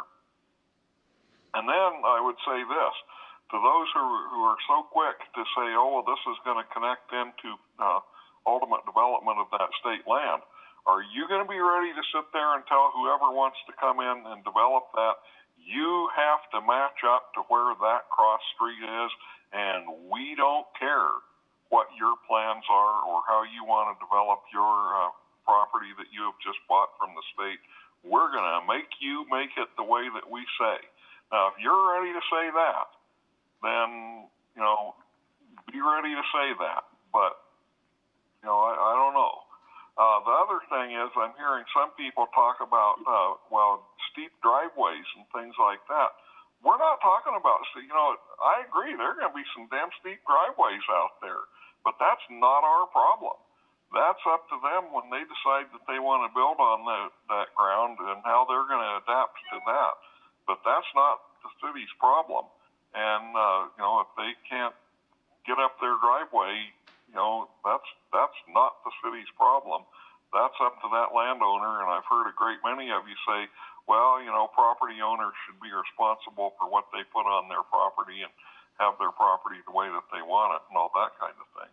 I just wanted to make those comments, but I just really keep coming back to this is just a big topographic challenge there, and I don't think it makes any sense to put a side street in there to require these guys to do that. Councilman Kathy. Yes, I would, is Mr. Beamer still on the line? Who are you asking for? Mr. Beamer, Yes. Andrew Beamer. Yes. Mayor, Councilman, I'm here. Can you put a street up that hill? I would say you can. You don't generally build a street perpendicular to contours like they have shown on the proposed street layout. You can certainly put some switchbacks in there and lessen the grades. That was what I was curious about, is so a street can be built right up that hill. And as an example, if you were to put that cross street in, look at the intersection of McKinley and 15th Street. If you're heading west on 15th Street, you go right up that steep hill. And if you look at the contour maps that were put out there, we aren't looking at 80 and 100-foot embankments. We're looking at 30 and 40, which 15th Street has that kind of a grade and that kind of a hill on it. And it can be graded and it can be contoured to fit right in there and go right up that hill. But I still bring back the comments that I was making about fire. Moose is the only paved road out there. The fire hydrants on Moose are the only fire hydrants out there. There is no way to get to lot 6 on a paved road. And that, I hope that's where Jesse's going to build his house. Councilman Bates. Thank you, Mayor. I want to point out, if you take Goodstein Drive to South Walnut Street, that is a pretty big grade, and there is, on the right-hand side, there's a cul-de-sac. On the left-hand side, there's a street that goes nowhere, and Walnut Street just ends. And that grade is, if you've been there, it's a steep grade, and it was done. It was completed. There's houses, quite a bit of houses up there. The fact of the matter is, in my opinion, the city staff, including the fire chief, is saying it needs to be there. The citizens that live in the area is asking council, hey, we want this in there. And then you had planning and zoning that did the compromise. So everything leads to that street needs to be there. The developer does not want to spend the extra money, their own money, to put that in there, and everybody else says it needs to be there. So, in my opinion, for council to go against all of that, I feel that it's wrong, and I think we need to set an amendment to put in at least that one cross street in there, approve it, and just move on with this. It's a third reading. The developer, they're on their own regarding it, and as far as houses with their driveway up there, that not being our problem, it is a problem for the fire department. It is a problem for the medical team to get to there if something's wrong. It is a problem for the police department to get up there if something goes bad. That is our problem, but if they have a cross street that they can shoot up, that eliminates the problem even more so. So that's where I stand. I would, if nobody else will make an amendment to put that street in there, I'm going to. And I believe we should support everybody that has said something wanting it. So that's my piece. Councilman Hopkins. Thank you, Mr. Mayor. I appreciate the thoughts of putting in a cross street, but the bottom line is if you have a street on Whitney Lane or Camelback Drive that's above the elevation, you don't need a cross street that's 10 or 15% grade to get there. You can go from the top down, and you've already got fire hydrants that have higher water pressure, and you're shooting down on the fire. And so it's just not a big deal. If you're working on a fire in a forest, you can work from the bottom and you can work from the top. But if you have a lot of water on the top and it's almost free because it's already kind of installed, don't go there. You don't need to put a street in every 750 feet. And I might point out that the resolution passed in 2009 said unless there were topographic issues. And that is exactly what we're looking at here. And Councilman Huber, being a really good firefighter on the mountain, he knows what topographic issues are.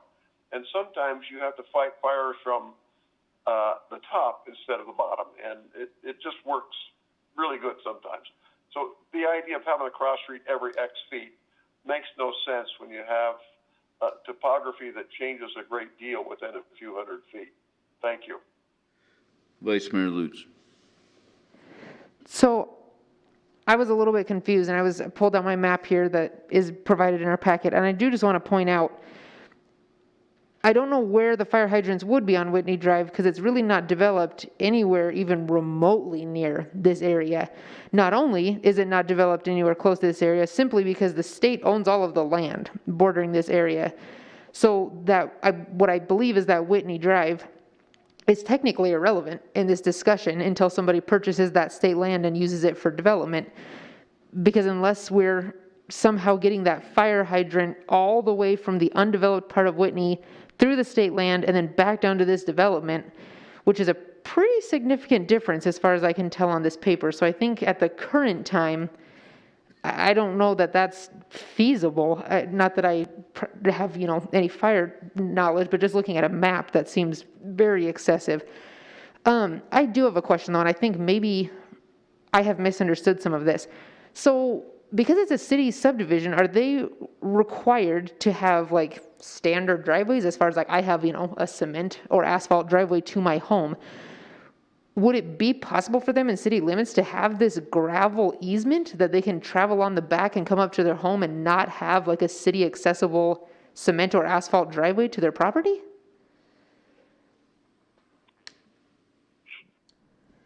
Mayor, do you mind if I have Mr. Collins chime in? Yeah, absolutely. Mr. Collins? Thank you. Thank you, Mr. Mayor. What the code requires is primary access has to be paved. Okay. So in a lot of cases, for instance, we have alleys in town that are not paved. That's really not the primary access to the property.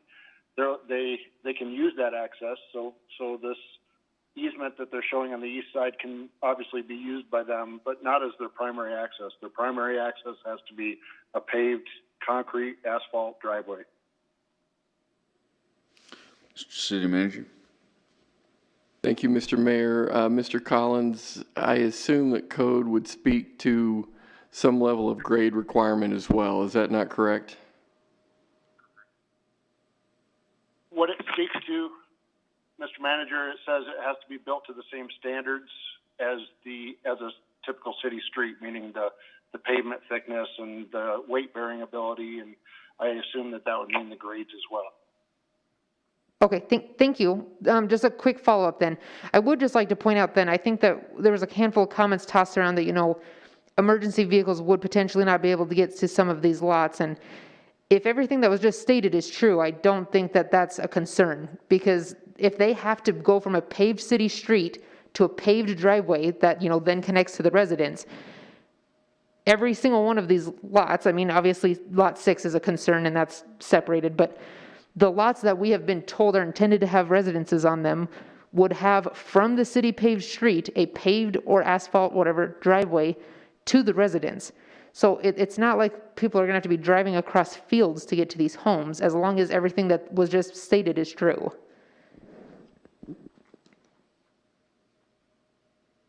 Mr. Manager, that would be correct. I'm not sure that the applicant understands that and knows that. I'm not sure what his plan was for the driveways, to be honest. So as I've been told that he was going to plan on using the access along the east side of the property as their primary access. I'm not sure if his plan was to pave that or not. So I guess I would refer that question to the applicant as to what his understanding was and what his plan was.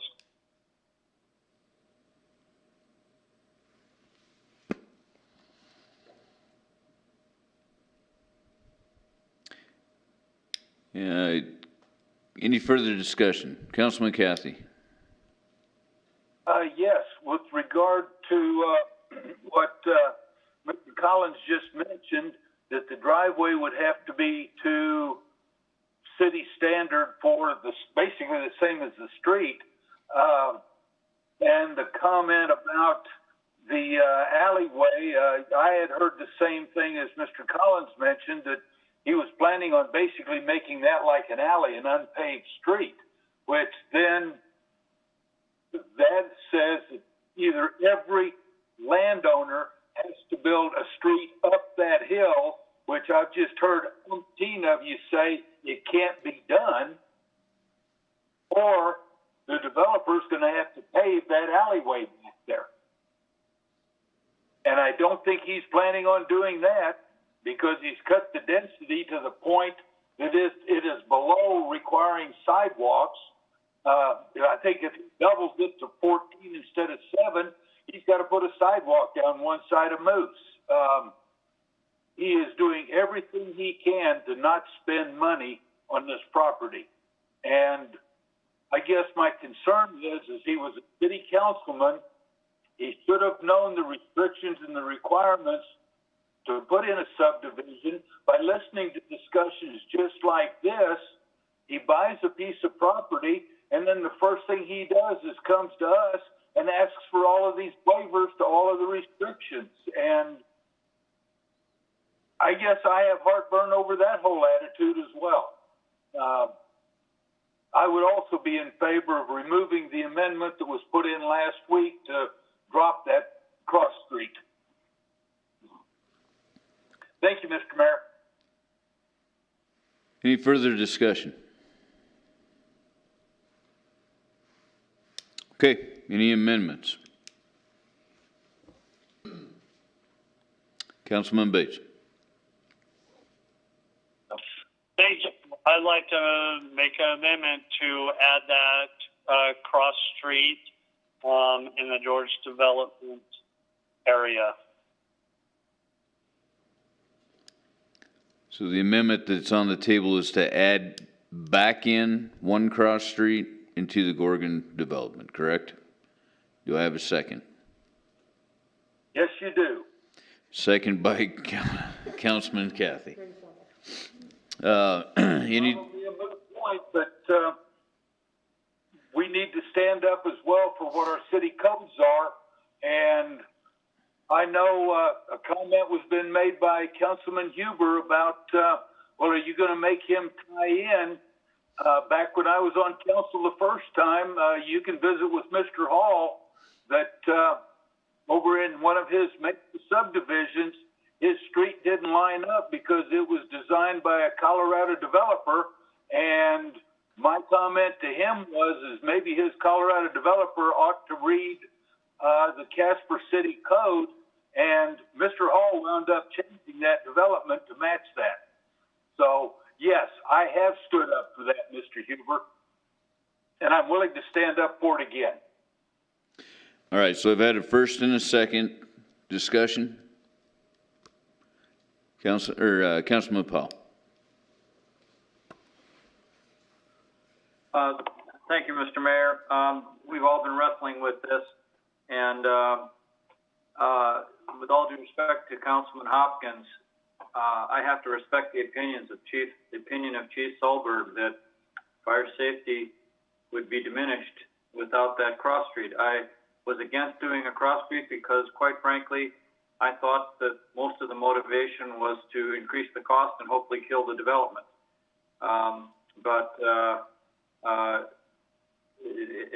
And that there was no reason to build a cross street just because there was a rule that said so. But if there's a functional reason from a fire safety standpoint, I'm going to change my vote and vote for the amendment. Any further discussion?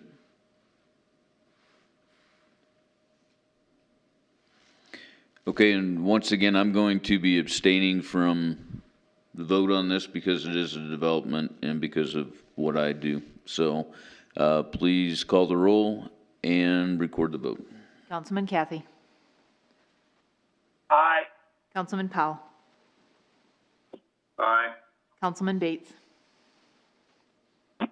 Aye. Councilman Pacheco. Nay. Councilman Huber. Nay. Councilman Johnson. Nay. Councilman Hopkins.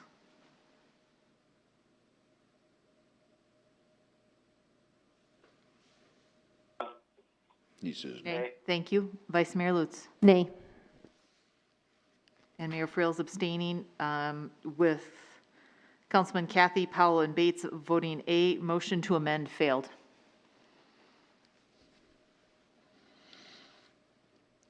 Okay, any further amendments?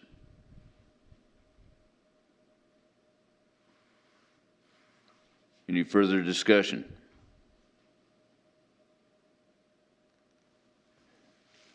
Okay, please call the roll and record the vote. Councilman Kathy. Nay. Councilman Powell. Aye. Councilman Bates. Nay. Councilman Pacheco. Aye. Councilman Huber. Aye. Councilman Johnson. Aye. Councilman Hopkins. Aye. Vice Mayor Lutz. Aye. And Mayor Friel's abstaining, with council members Kathy and Bates voting nay. Motion to pass this on third reading as originally read passed.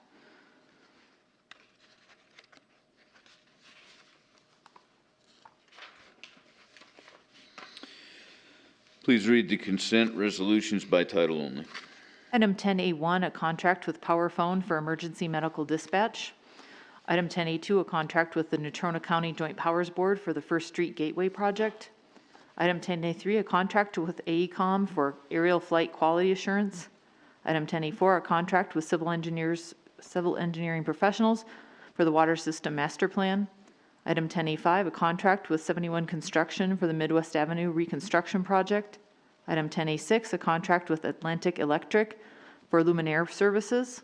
Item 10A7, an amendment number 1 with the Wyoming Water Development Commission for the West Casper Zone 2 Water System Improvements Project.